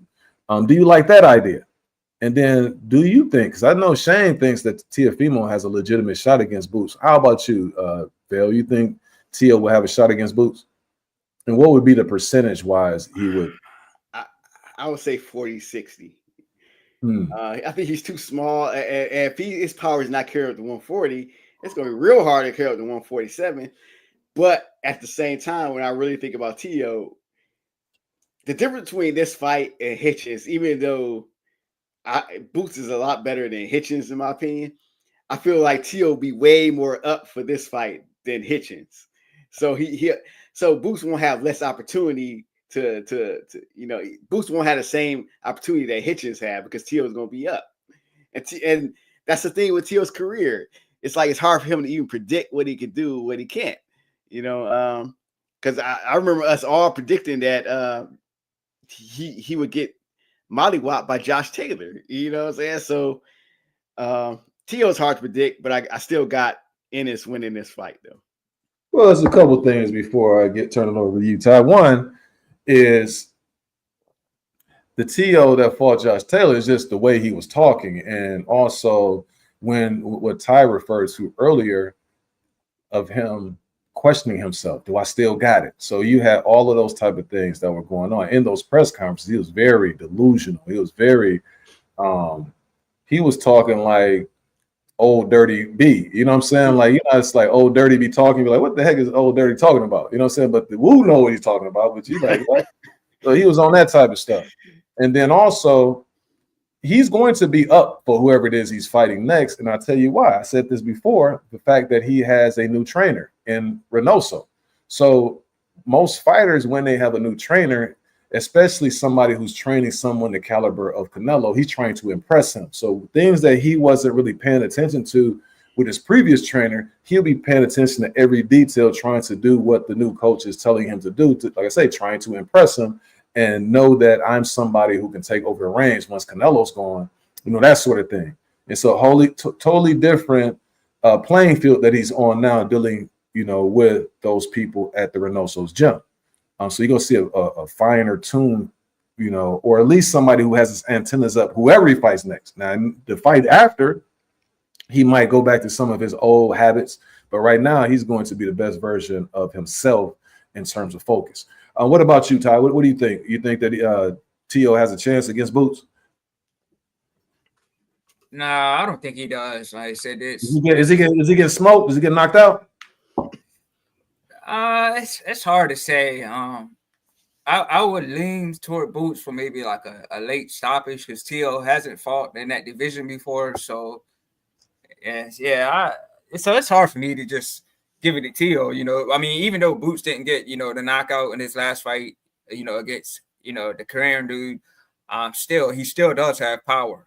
I mean, he still is a power puncher, and this is a weight that T.O. hasn't fought in. So, and how is those shots going to feel to him? Moving up against this guy who's got power. So I would give it to Boots. Like I would say a late stoppage. I don't give T.O. a shot. How funny how the strong has fallen, man. Like Boots, at one point you would have said this is just like ridiculous. No, Teofimo has no shot against Boots. But now people are even entertaining the idea that Boots Ennis would be susceptible to somebody like a Teofimo Lopez. I don't think so. I don't think Boots is that bad. It's just he has some bad habits. And I'm sure that a lot of fighters see the habits as far as he's kind of stuck in the mud sometimes with his fundamentals. Like Boots lacks certain fundamentals that I know that a fighter with a keen eye knows that they can take advantage of. But I think he's too talented and too big and too strong for somebody like T.O. To be able to take advantage of. Because most of the guys, with the exception of Taylor just he kept doing the same thing. Like he kept rushing in, he's throwing the same type of punches. He never changed rhythms or anything like that. So T.O. was able to take advantage. Like I said, you got the style on him, Josh. But I don't think Boots is that flawed, like right now, to be taken advantage of. Clobbering Time says, good point. Also, T.O. Been his best when T.O. Senior had help in the corner. Absolutely. Needed another set of eyes, you know what I mean? Cruz and Salidos for the WBC title eliminator.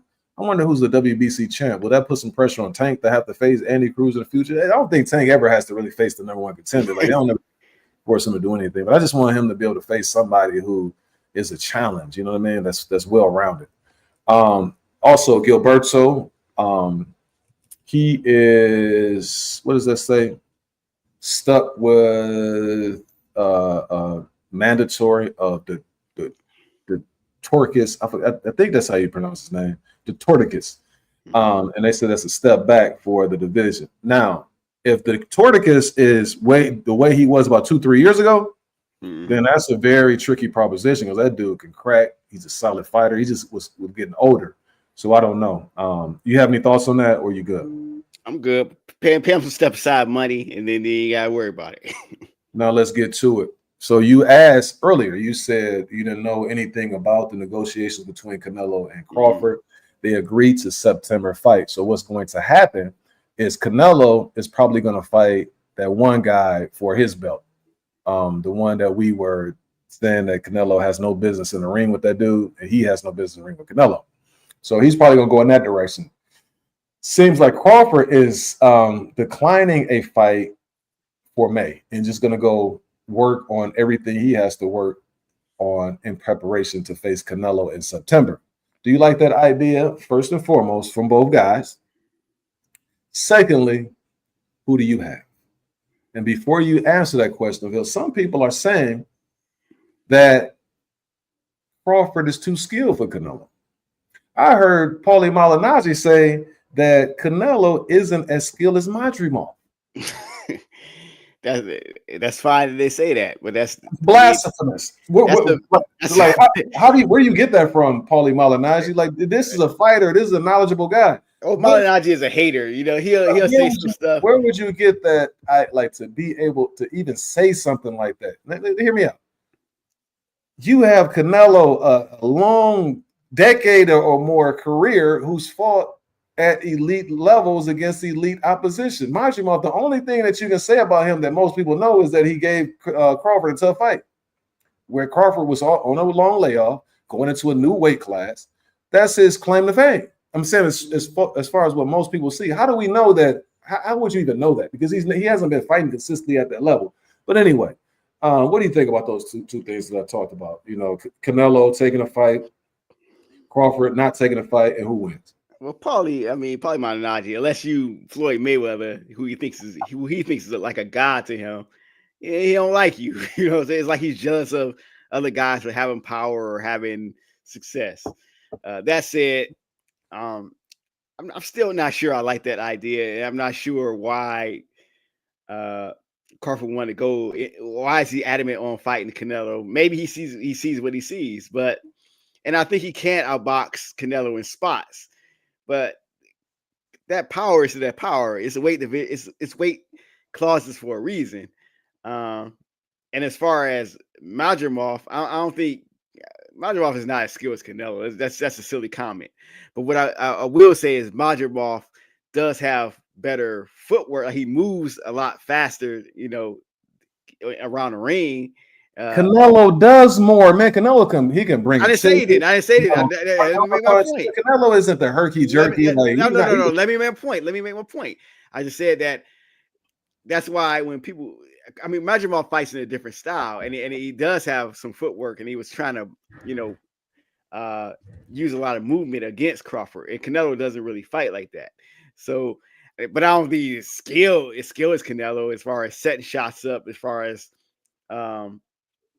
being so defensively sound and having that composure, you know. But as far as footwork, yeah, it's a different style of fight. So I still would slightly favor Canelo in this fight, and I think it'll be like the better version of Canelo and Khan, where you know Crawford gonna outbox Canelo in spots until, I mean, pretty much overall until Canelo, you know, he feels that power. And Canelo tracks him down. What about you, Ty? What do you think, sir? Before you comment, as Clementine says, facts, thought Karen pulled a close one out in the rematch against Boots. Also heard that Paulie, for whatever reason, don't like Canelo. I think it's because of he's part of the juice crew. You know what I'm saying? the tainted meat and all that. Paulie, a Ukrainian fighter on CG super fan, thinks he's better, or think he's bitter about that. That's probably so.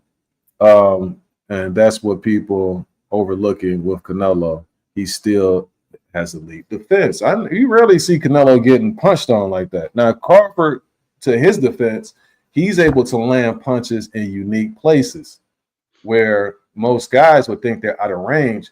But here's the thing. Once he moves up to 168, I don't know, man. That might just be way too much. He may put himself at a disadvantage of being a little bit slower than he was before. And that little small timing may be something that Canelo could take advantage of. But anyway, Ty, what do you think as far as this fight between these two giants, if you will? Yeah, I agree with you guys. I'll have to go with Canelo on this one. Crawford, he's done his thing, 140, 147. If I'm not mistaken, he stopped everybody at 147, 154. He beat Madrimov, but Madrimov was a good fighter. But you talking about going up another division, man. So, I mean, I credit him for, I credit for him, just wanting to, improve himself and, like, take another step and, just show the world that he's great. But I just think that's just a big of a jump. Canelo's on the decline as well. I mean, he hasn't been getting those knockouts like he used to, but this is the weight that he normally fights in. I think Crawford, he will be moving good certain points in the fight, but I think eventually, like the later rounds, he'll probably start slowing down a little bit. Might be just a little bit slower on his feet. So I'm gonna give Canelo. I'll give Canelo the decision. The thing is, though, Crawford ain't no punk, man. That's the thing. And so, what's going to be the key to this fight, and it's going to tell me a lot, is if Crawford can hurt Canelo. Because anybody can be hurt. And it's a matter of him planting his feet. And when Canelo is trying to be aggressive, hitting with something that's going to keep him at bay, where he's not just overly aggressive and don't have a concern in the world. Now I can just throw my shots as ferocious as I want to, because I'm not really worried about what's coming back in return. He's able to hurt Canelo. Like, that's going to tell a whole story. And then the last part is going to be the middle to late rounds. Once they get settled in, and then the heavier weight that Crawford's going to be carrying, if that's going to have a deleterious effect on his stamina. Also, fighting the heavier guy. Like, that's very difficult to do, especially the first time doing it at this stage of his career. So I think for one night, he's going to be doing well. But I just saw, like, when I was watching that Charlo fight, Charlo, he took something and he just had to go down. It's like, nah, oh my God, like, no, like, I can't take it. It's just physically impossible for me to take this brutal shot from this guy. So he sat down for a second. And they say Bud is a bigger guy than you think, but some of those shots coming from Canelo, man, they are some bone-crushing body punches, some of those shots to the head. And that's what I'm saying when I say he's not a punk. Like, Crawford's not a punk. Sometimes when you get the better of him, he wants to come right back. Like, it's just in him, like, I got to go ahead and get my get back. And you want to stymie some of those urges when you're fighting somebody who can punch like Canelo, in a mega fight like that. So hopefully, Crawford kind of tames that inner demon and then just does what he needs to do in order to secure victory. It's Clobberin Time says, I'm a Bud fan, and I think he could make it competitive, but Bud, by no fault of his own, has not fought the elite comp that Canelo has. That's absolutely right. That's what I've always been saying about Canelo. That's the only knock that I had on him, was the fact of the fighters that he had been facing.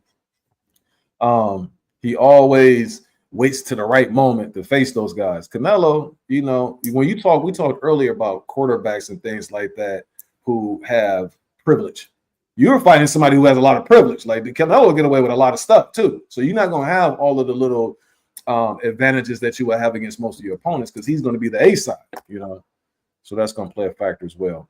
Crawford can make it easy. Canelo, that's what Shakur says. Obviously, he's going to say that. He's a buddy. And he also is somebody who needs to worry about making his fights more entertaining. You understand what I'm saying? All right, Fedor and Spence. Oh, my God. What are we doing here? So Fedor and Spence, not happening. Fedor versus Joy Spencer was supposed to be possible, but they're not allowing that fight to take place. So Fedor is just looking for another opponent. Yeah. Now, Borchuk is saying, I'll step in. You know what I'm saying? Like, we can go ahead and get busy. What is this saying, man? Do you think that this is in for Spence? Like, he's done and he's not fighting anymore? Or, I mean, what say you? I don't know. He didn't say he was done. I guess something's not clicking with his trainer. I don't know. Considering that he just got a new trainer, or is no one's officially his trainer, I think that's probably that's the problem right there. Is that who is his trainer? Who is training him? So I don't think it's because of injuries or the end or punishment. I think it's more so from a preparation wise. I don't think all that stuff is in place. Yeah. Yeah, for man, I don't know, man. I don't like it. I mean, you talking about yes, he's supposed to be fighting at 154, but you talking about now this fight isn't happening. And then by the time he does get a fight, it'll be what, 2 years. I mean, this has got the guy that was one of the best in his division, and this kind of layoff for a champion like that. I mean, I don't like it at all. I mean, even the Fundora fight, I didn't really like, and I felt he should have took a tune-up, but still, like, since this isn't happening now, and it's like, is he going to take an easier fight? Is he going to take a tough fight? It's a lot of questions, but like by the time he does get something lined up, it'll be like what, 2 years out of the ring, and that's just not good, man, for me. So I mean, we'll have to see what headlines come out, what announcements going to be made. But yeah, I'm mad that it's not happening now. I mean, I wanted to see him. Like, I ain't gonna lie to you, I'm happy because I thought this is a recipe for disaster. Coming back after that, like, please, man. Hopefully, his will prevail and get him a tune-up fight to see where he is, and just get his feet wet before he fights somebody like a Fedor. Yeah, I agree, but I just felt like if he stays, if they go toe to toe and they trade, Spence would just get the best of him. But like we seen Fundora clipped by Mendoza. Like we know that sometimes he likes to stay in the pocket. Sometimes he'll bounce from the outside, but a lot of times he likes to stay in the pocket. And I just believe, like, with Spence power, he'll just be going to that body and chopping him down. But that's not going to happen now. So you would think somebody was when he was training over in Philadelphia, one of those fighters was there, and they were asking him how does Spence look, and he was saying he works hard. He didn't say he looked good. He was saying, yeah, he works hard. You know what I'm saying? So I don't know what Spence we're gonna get. Is he gonna be the one who smoked that joint before he fought Crawford? You understand what I'm saying? I don't know. But let's go ahead and switch gears to the other side of it. What do you think about if they replace Spence with Borchuk, with Serhii Borchuk? Who would you favor between Borchuk and Fundora? Because they were supposed to fight before, but then Tim Tszyu needed an opponent after Keith Thurman got injured. So then Fundora ended up fighting Tszyu, and then Borchuk fought whoever it is that he fought. If Sergey Borchuk is Sebastian Fundora's opponent in March, who would you favor and why? I think it's a very, very violent fight. I think Borchuk has probably raised his confidence a little bit by standing there with which I feel is a harder puncher in Virgil Ortiz. So it'll be an interesting fight. And I don't think Fedora is going to wipe him out the same way. And Fedora is going to have to dig down. But I'll favor Fedora in the fight with Borchuk. Why? I feel like, for me, Fedora has many more ways he can win. I feel, plus also, I think that fight with Tim Tszyu and then other fights with like Erickson Lubin, I feel like those are, he has more experience and more of those types of fights than Borchuk, who just had that Virgil Ortiz fight. And we still, to this day, we don't know Virgil Ortiz's ceiling. We just know what he's marketed as. We know how good some of the guys that Fedora beat are. So, yeah. Mm-hmm. What about you, Ty? Who do you think will win between Borchuk and Sebastian Fundora? That's a tricky one. I think I'll go with Borchuk. I was very impressed, in the Virgil Ortiz fight. I do think Virgil Ortiz edged it out, but man, Borchuk, man, he was a dog in that fight. He put down Virgil Ortiz a couple times. He never backed down. He kept bringing the fight, the entire 12 rounds that it went. So I think that power, he's definitely going to stay in front of Fundora. You know what I mean? And like I can see him, like I was saying about Spence, I can see him going to that body, breaking him down, and eventually, cracking Fundora and dropping him. But I think Borchuk would definitely stay in front of him. So I'll go with Borchuk. But like if Fundora comes in there, fighting on the back foot using his reach, then I'll see Fundora. Yeah, Fundora? Yeah, I see if Fundora, if he decides to fight on the back foot, I mean, he can even if he does fight on the back foot, he still gets clipped. But with a guy like Borchuk, he's going to be standing in front of him, throwing his power shot. So I just see Borchuk, cracking his ribs and eventually cracking him on the head and dropping him. So I'll go with Borchuk in this fight. See, what Vail thinks, because he said that Fundora has like those huge lenses, he thinks that he has trouble from distances. That's the reason why he fights up close like that, which would make sense.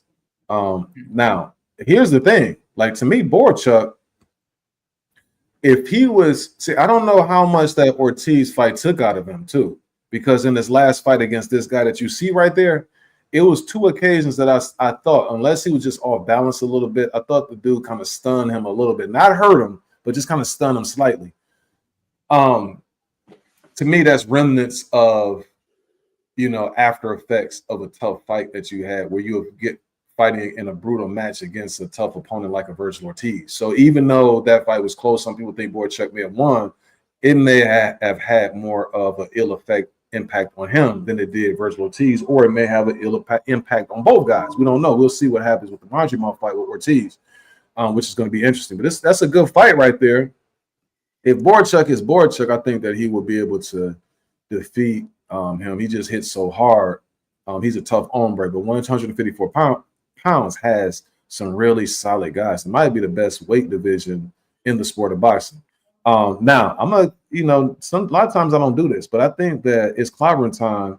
He has a good matchup that he thinks possibly should take place, and that's Jermell Charlo versus Fedor. Who would you favor in that matchup at this particular point? Mel being off a long layoff. But if Mel is who he was, and then also coming back down for 168 pounds after fighting Canelo, who would you favor in that matchup? I just don't want Mel to come back and face no dang on Crawford. Even in that fight like that, I don't think it'll be a good fight for Mel. Even though I'll probably still favor him based off of his pedigree and his experience and how he does under big lights.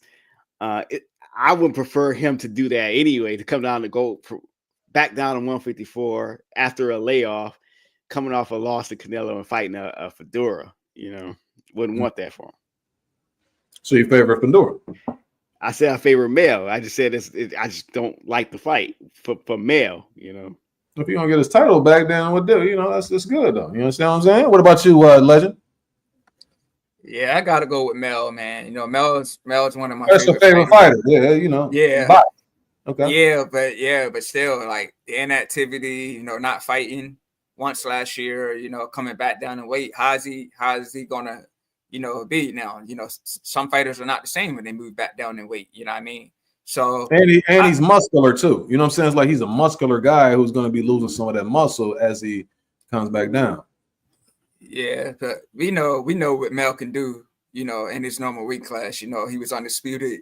He stopped all the champions that he fought, you know, got all those belts. So and Mel's a dog, man. He doesn't back down. He takes it. Yes, he did in the Canelo fight, like, but that wasn't his weight. But this is his weight. This is his home. This is his home weight. So this is where he does his thing at. So I can see him getting in there, taking it to front door, staying busy, you know, just cracking him until that knockout comes. So I got to go with Mel. See, here's the thing, though, right? Mel, I like Mel too. I'm not trying to knock him. I'm not trying to, but I got to be objective here. Mel, when he was fighting at 154, he, fortunately for himself, kind of bypassed a lot of killers, because when he was the champ, you didn't have the Madrimovs, the Murtazalievs, you know, Fedor's on his way up, the Virgil Ortiz, the Borchuks.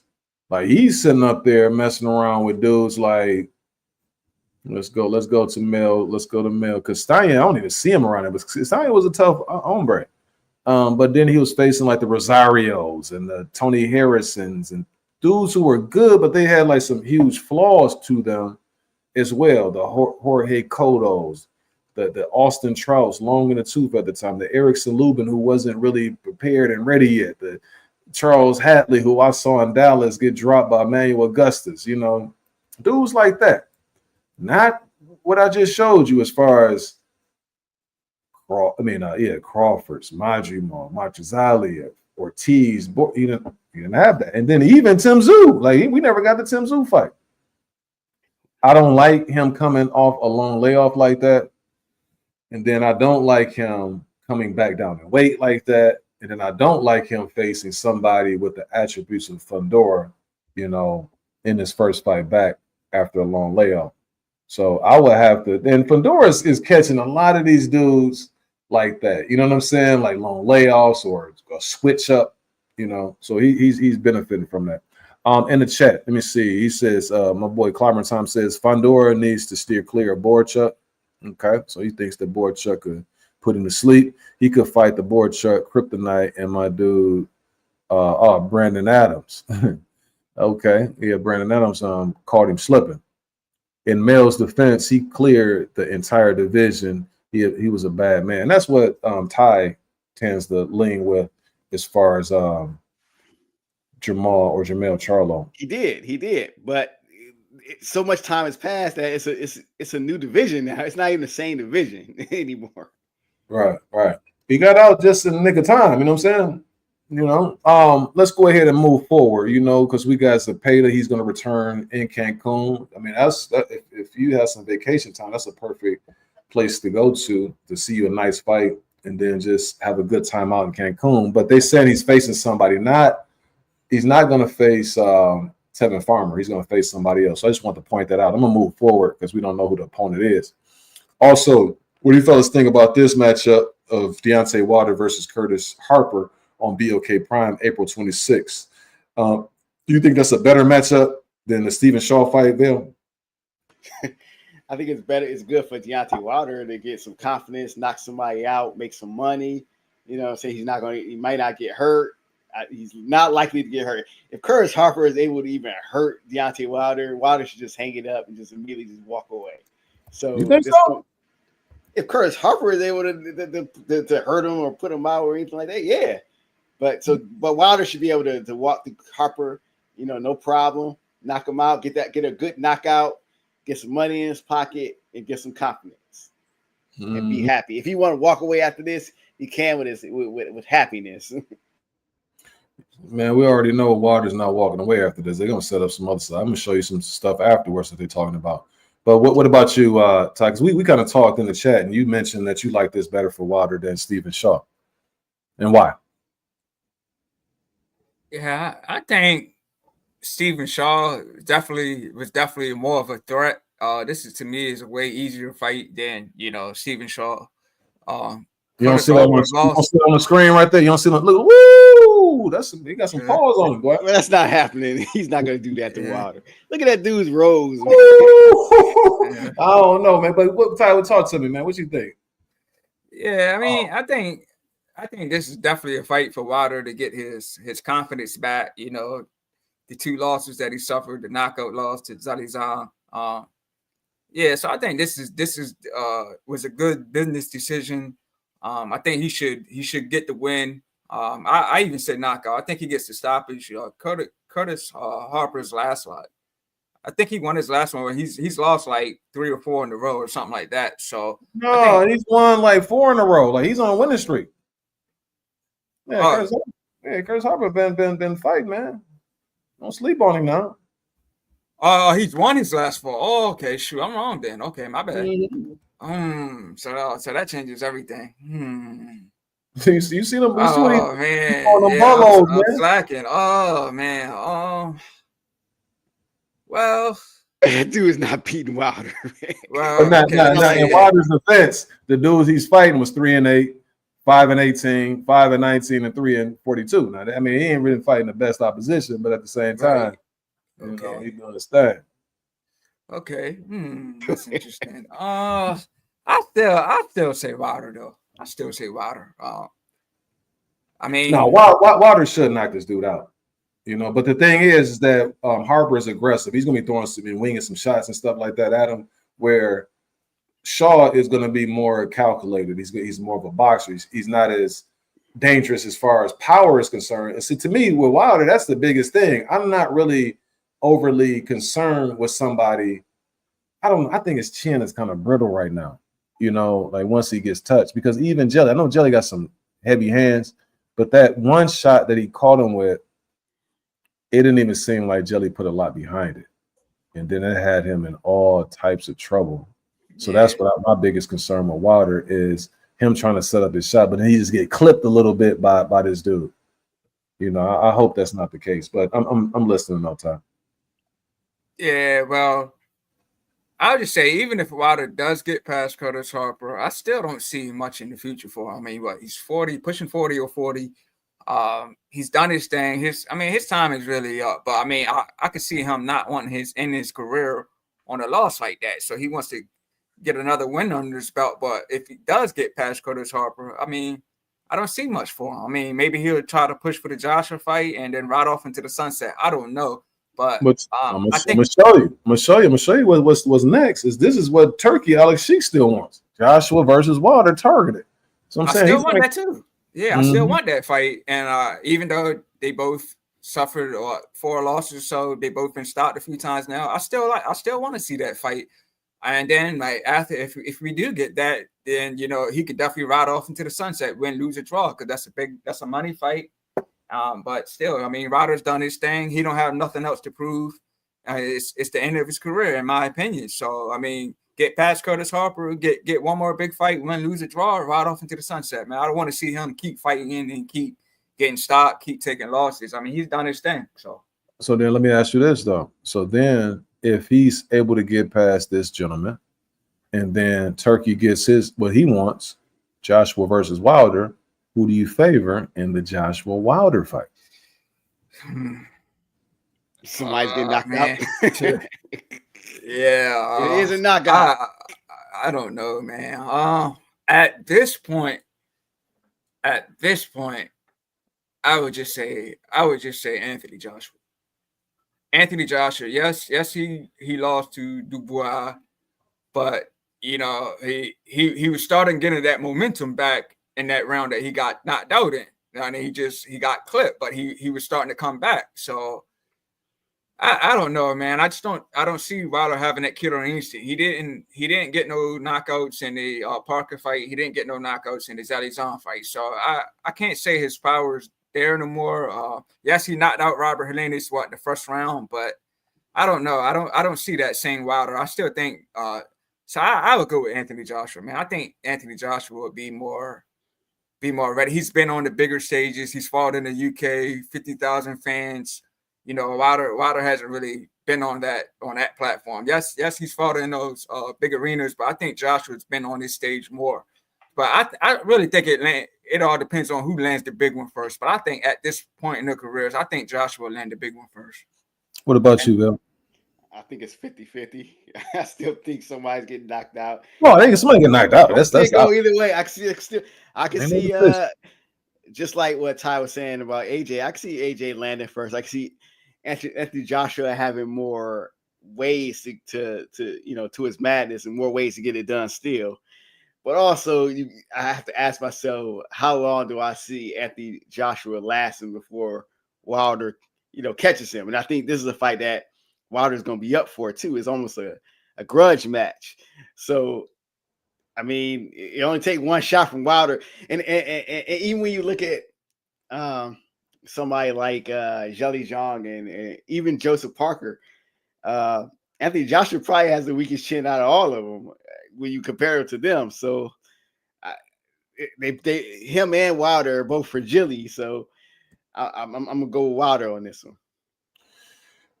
Yeah, he's just been looking like it's like he's regressing, and that's my problem. The Wilder who fought the last Fury fight, or the Wilder who fought the first Fury fight, I would favor him against AJ because he had that umph.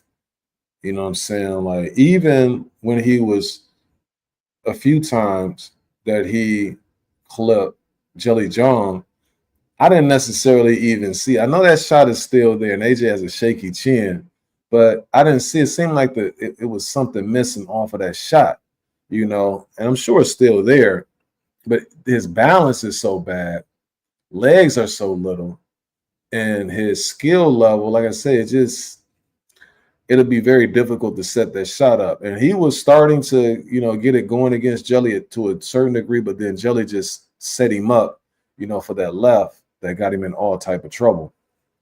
AJ, the problem with AJ against Wilder, see, I always thought, like, when they were on a collision course to face each other, I never knew why AJ was so scared of Wilder.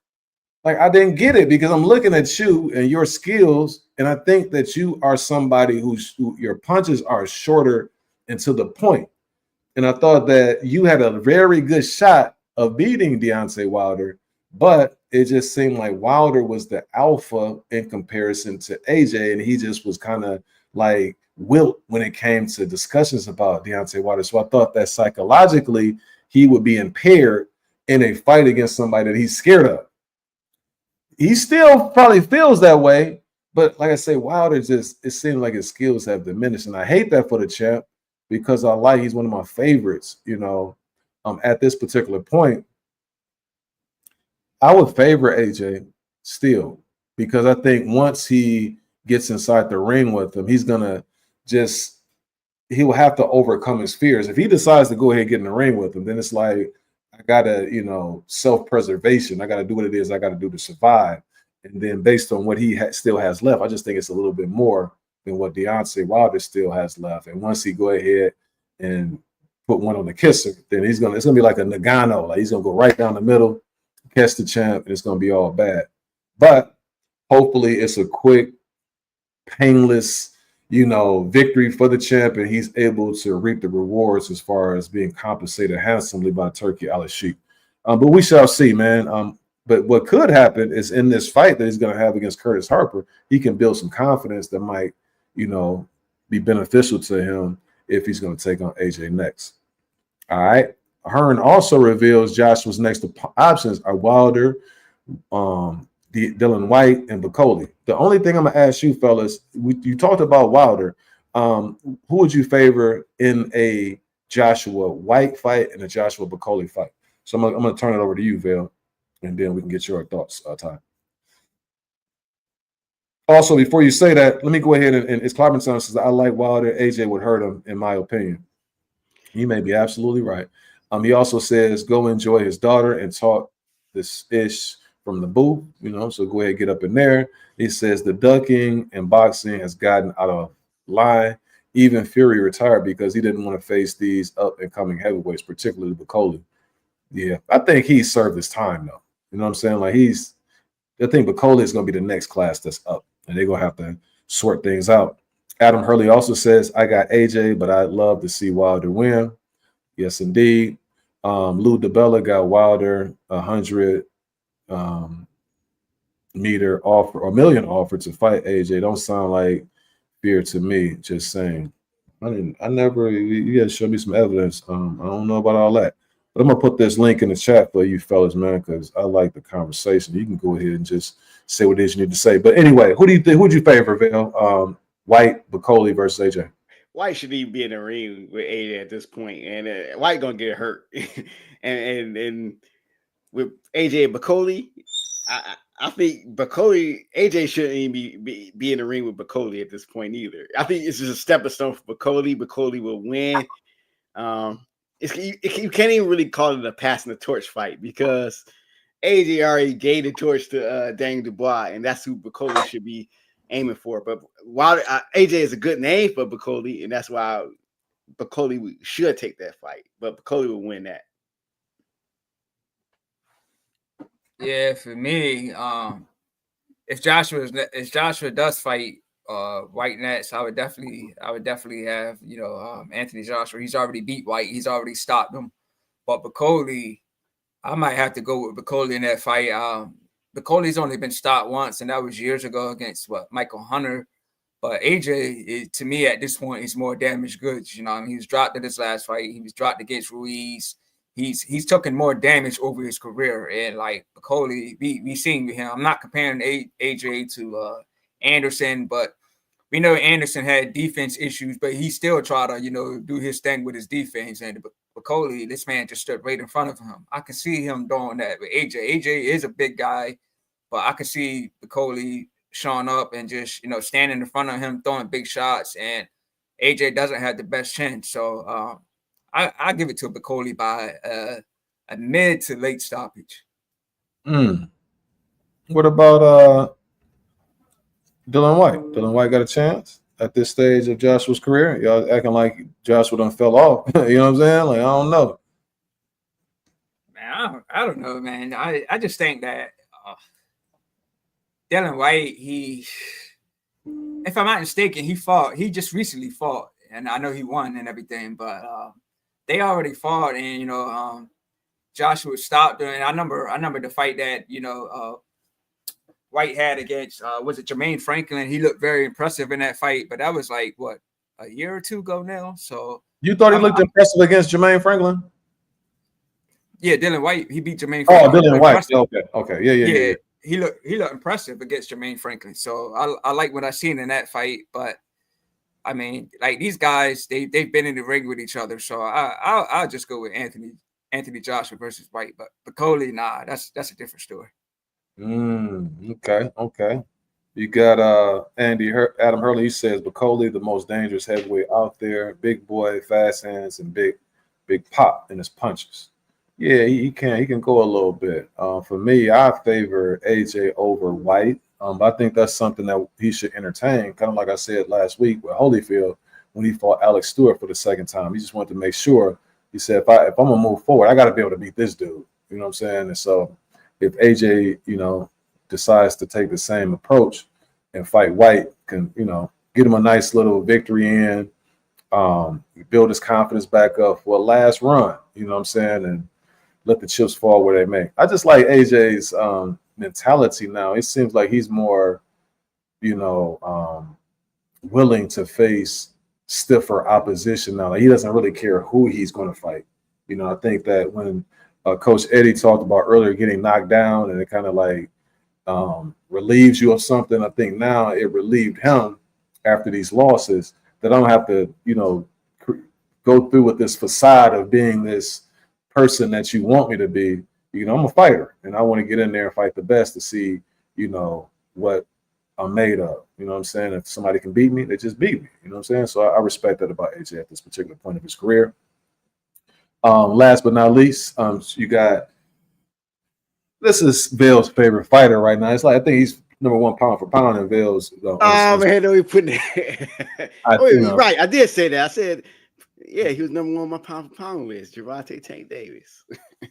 Yeah, Vale is a content creator. So now, with that being said, you've had a trend of events. So this past week, Turkey Al-Sheikh had an event where he had most of the prominent fighters in the sport of boxing. They were at this gala. He introduced certain fights that he wanted to see take place, gave out awards. One notable name that wasn't invited was Tank Davis, but Tank Davis, talks very low of, the Saudi Arabian sheik. And he was saying that the guys who went to the event, they were all D riders. Now, our main man, Terence Crawford, took offense to that.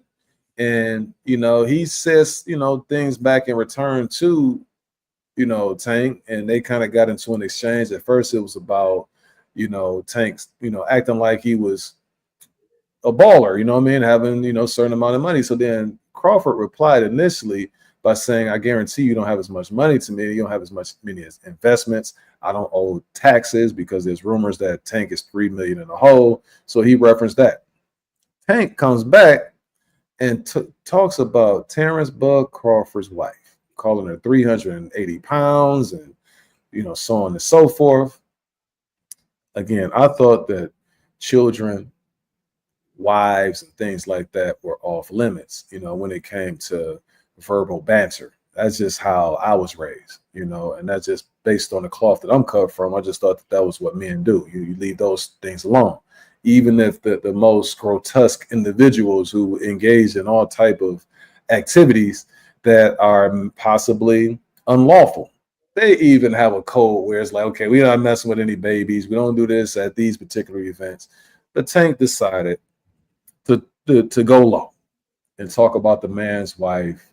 And so Terence Crawford responds. He said, I guarantee you that if we were ever to knuckle down, it don't even have to be in a boxing ring. He said, brother, I'll break your neck. Hopefully these guys can get the situation resolved, because I know at some point they'll probably possibly cross paths. But what did you think about the trend of events that took place last week? Mainly Tank Davis. I thought I just went too far, and Tank is just man, that's just he's spiraling. Yeah, it's a bad look. I mean, it's one, and it's funny because he started off with, hey, y'all riding for Turkey. Okay, whatever. Guys talk trash, but when it starts, one, I don't like the whole "I made more money than you." I thought that's silly, even though boxers do that all the time. But to say, hey, that's why you got 8 kids by this fat woman who's 380, that's just deplorable, man. You don't say things like that. You know what I'm saying? And you talk about somebody that got a good woman that stuck by his side. You know what I'm saying? He has a representation of what you would want in a black family. Somebody like Tank should be looking at that. And this is a man just not too long ago who said he wanted to be a better man for his daughters. He said this. You know what I'm saying? He said this. Mm-hmm. So you want to be a better man, a better role model to your daughters, but you going in talking about a woman that has nothing to do with what, your beef, you know what I'm saying? And that's where I felt like that's just low. That shows somebody that's talking out both sides of the mouth. They say one thing, but they doing another. You know what I'm saying? It's just low. And it's he's in a sunken place. You know what I mean? He's in a sunken place. Then also he has no class. You know what I mean? Like, it just shows a lot. No class, no moral ethic, code, nothing like that. No, man, I just like to say, man, these cats grew up watching these Blues Clues and Clifford the Big Red Dog. That's what you get. And then that's how the mentality gets up in the chat sometime too. I saw that a little bit earlier. But what about you, Ty? What do you think, man? As far as this Tank Davis fiasco? Yeah, I know that's your Merlin brethren. You understand what I'm saying? Yeah, I'm not riding with Tank on this one, man. I didn't like it at all. He tried to say he makes more money, and Crawford said, he's got the better investments and all that. So, but yeah, I agree with Val with Tank saying about his family and all that. That was out of line. You know what I mean? But let's talk about accomplishments. We know Crawford's accomplished way more. He's undisputed at 147. He's moved up and just beat a guy at 154. Now he's getting ready to fight Canelo. Tank hasn't accomplished nothing close to that. So I think Tank should focus on more of his accomplishment. But we already heard him say he don't care about the legacy or belts and all that. But yeah, I didn't like it, man. Well, Crawford's more mature. You can say what Tank was saying is definitely immature. We seen Tank out in public grabbing a woman and pulling her out of the arena or wherever they was at, basketball game. So yeah, so Tank can't speak on this man's family when he had a bad image himself, as far as women. So, but yeah, I didn't like it on Tank's part.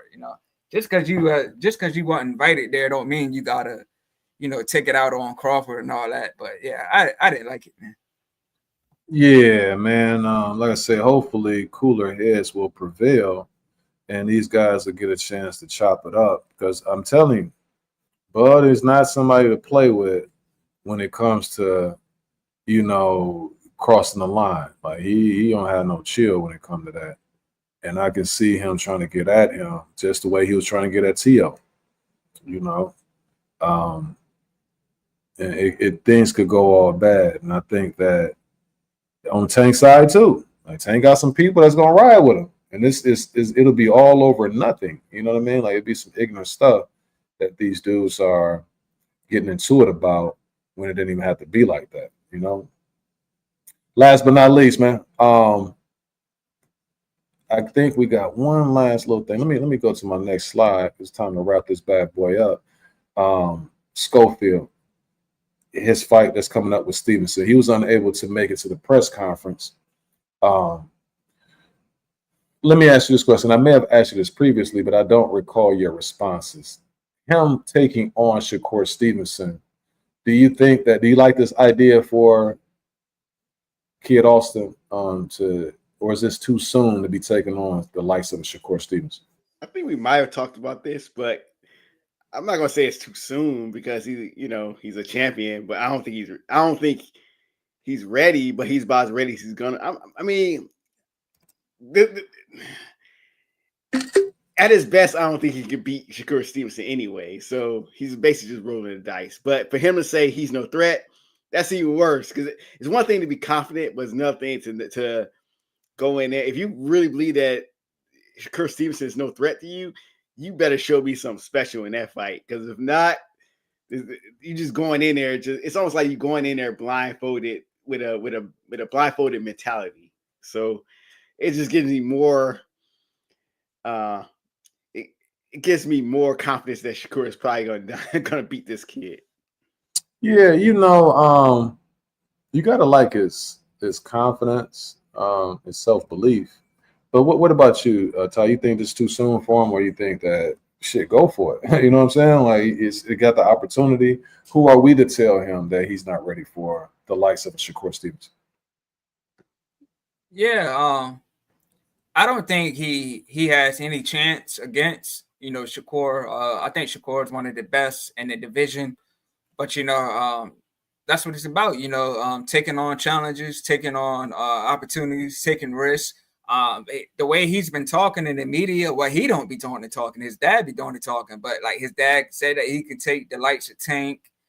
There were some words back and forth between him and Tank, or his dad and Tank. So he's done the talk now. Let's see him walk the walk. He's going to be on the big stage. He's going to be fighting one of the best fighters in the division. So let's see if he shows up and shows out. And like I think he's going to come up short, but let's see if he does anything impressive against Shakur. Let's see if he backs him up. Let's see if he can hurt him. So I don't think he's going to do any of those things, but he's got a shot. I hope he takes 100% advantage of it. But one thing I will say, man, he got to get his dad out of his corner, man. His dad is doing all the talking.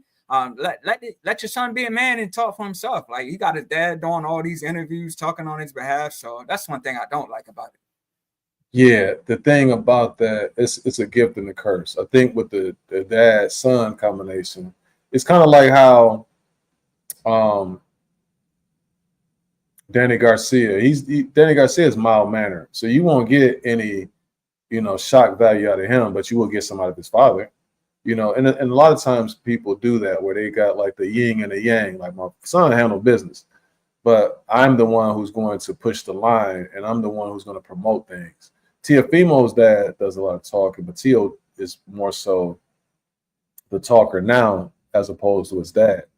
But you've had those type of combinations, and like I said, I just think that that's how they play it. Is let my dad do all the talking, let me get my dad promote me and get the fights that I'm looking for. Because it's not like when you listen to Kid Austin, he's a solid, good little kid. You know what I'm saying? And he means well. He seems like he does the right thing. He's like the Tim Duncan of boxing, as far as his mentality and mind state.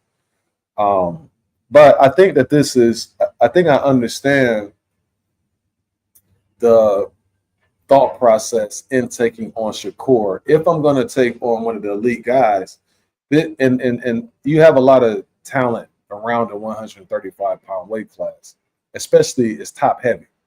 So if I'm going to go for the gusto, I want to go for somebody like a Shakur who obviously isn't the most powerful guy. So I'm not going to be physically just defeated. Like I'm not going to come out of this just banged up like that.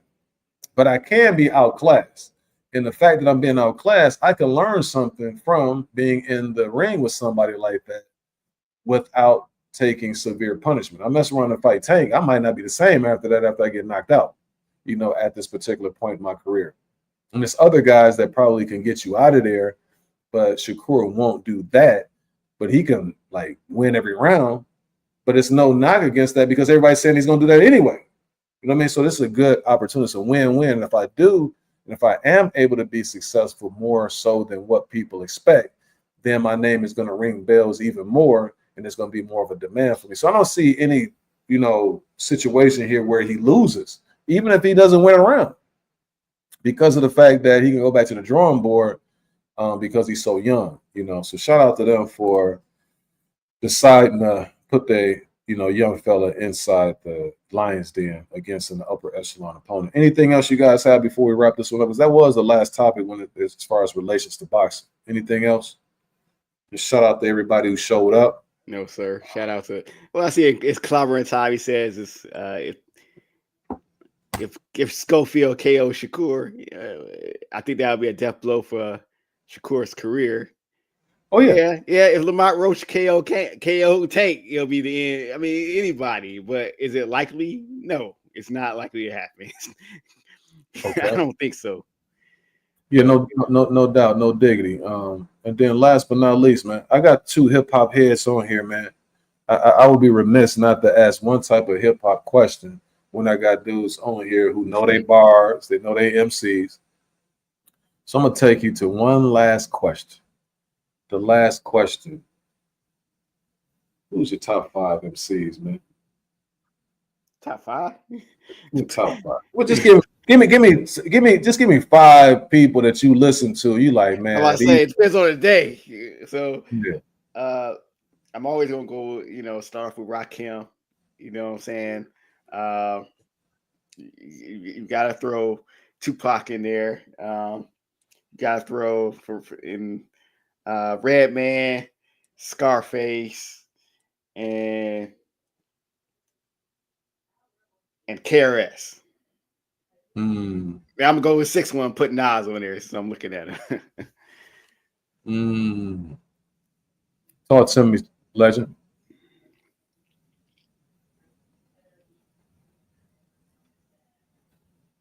I don't think Legend must have. Did Legend drop off? You probably thinking, man. You just throwing these questions out here. That's not an easy question, man. Because I that you just he ain't gotta be top 5. I can go 10 off top, man. No, didn't do 10. Like what I didn't say Redman. I didn't say Kane. Redman, Kane. You got Thought up there. Big Pun, Biggie. I'm gonna take you through mine, man.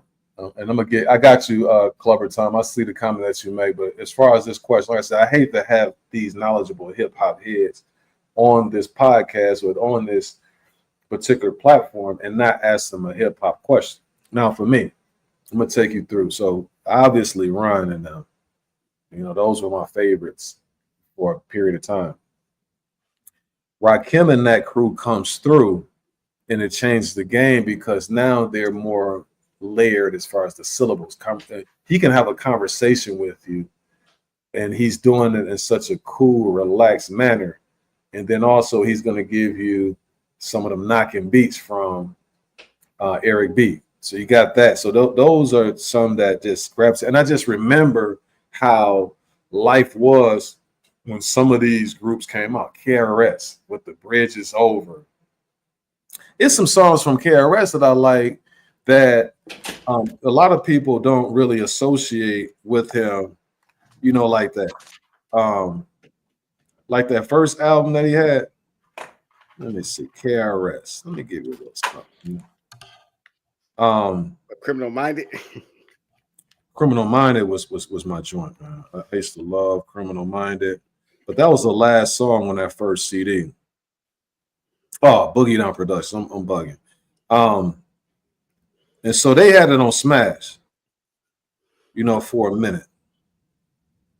Boogie Down Productions. All right, so on that CD, I used to like I Got a Dope Beat, like songs like that I really like. But now the colder songs were like Criminal Minded and The Bridge Is Over, obviously.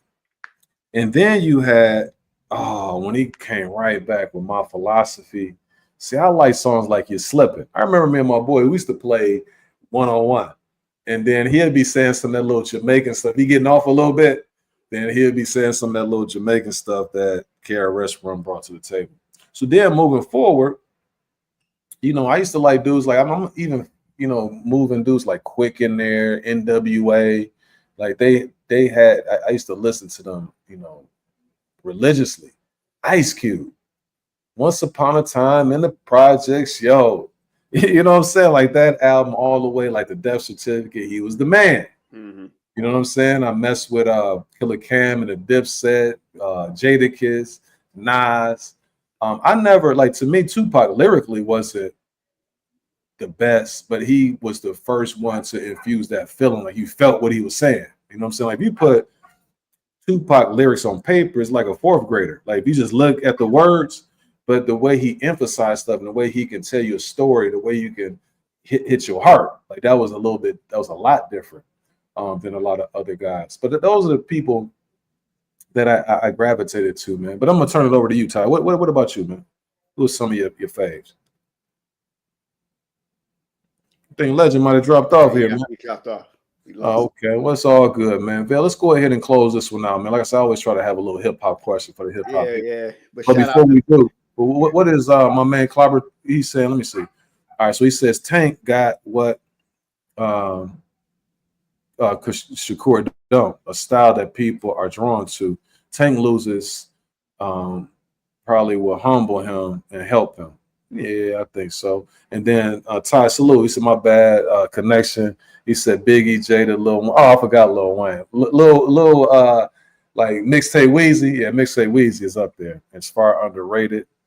Pap, Cannabis, Sheik, and Big L. Okay, that's real spill. Anything else, Val, before we wrap this one up, man? All right, no sir, man. Shout out to Ty. Shout out to those that were, came in online. We had little rough ones on there. We made it through, man. Shout out to It's Clobber Time, Shane, Solis. We all good. Yeah, it's all good, man. Shout out to them, man. Shout out to Lamar. Shout out to the snowstorm. Hopefully, we'll be off on Tuesday. It's now. It wasn't before. It wasn't now, but go ahead. Is that it? Yeah, that's it. On that note, man, we out. Y'all be peaceful out there. Be safe. All right, peace. Yeah.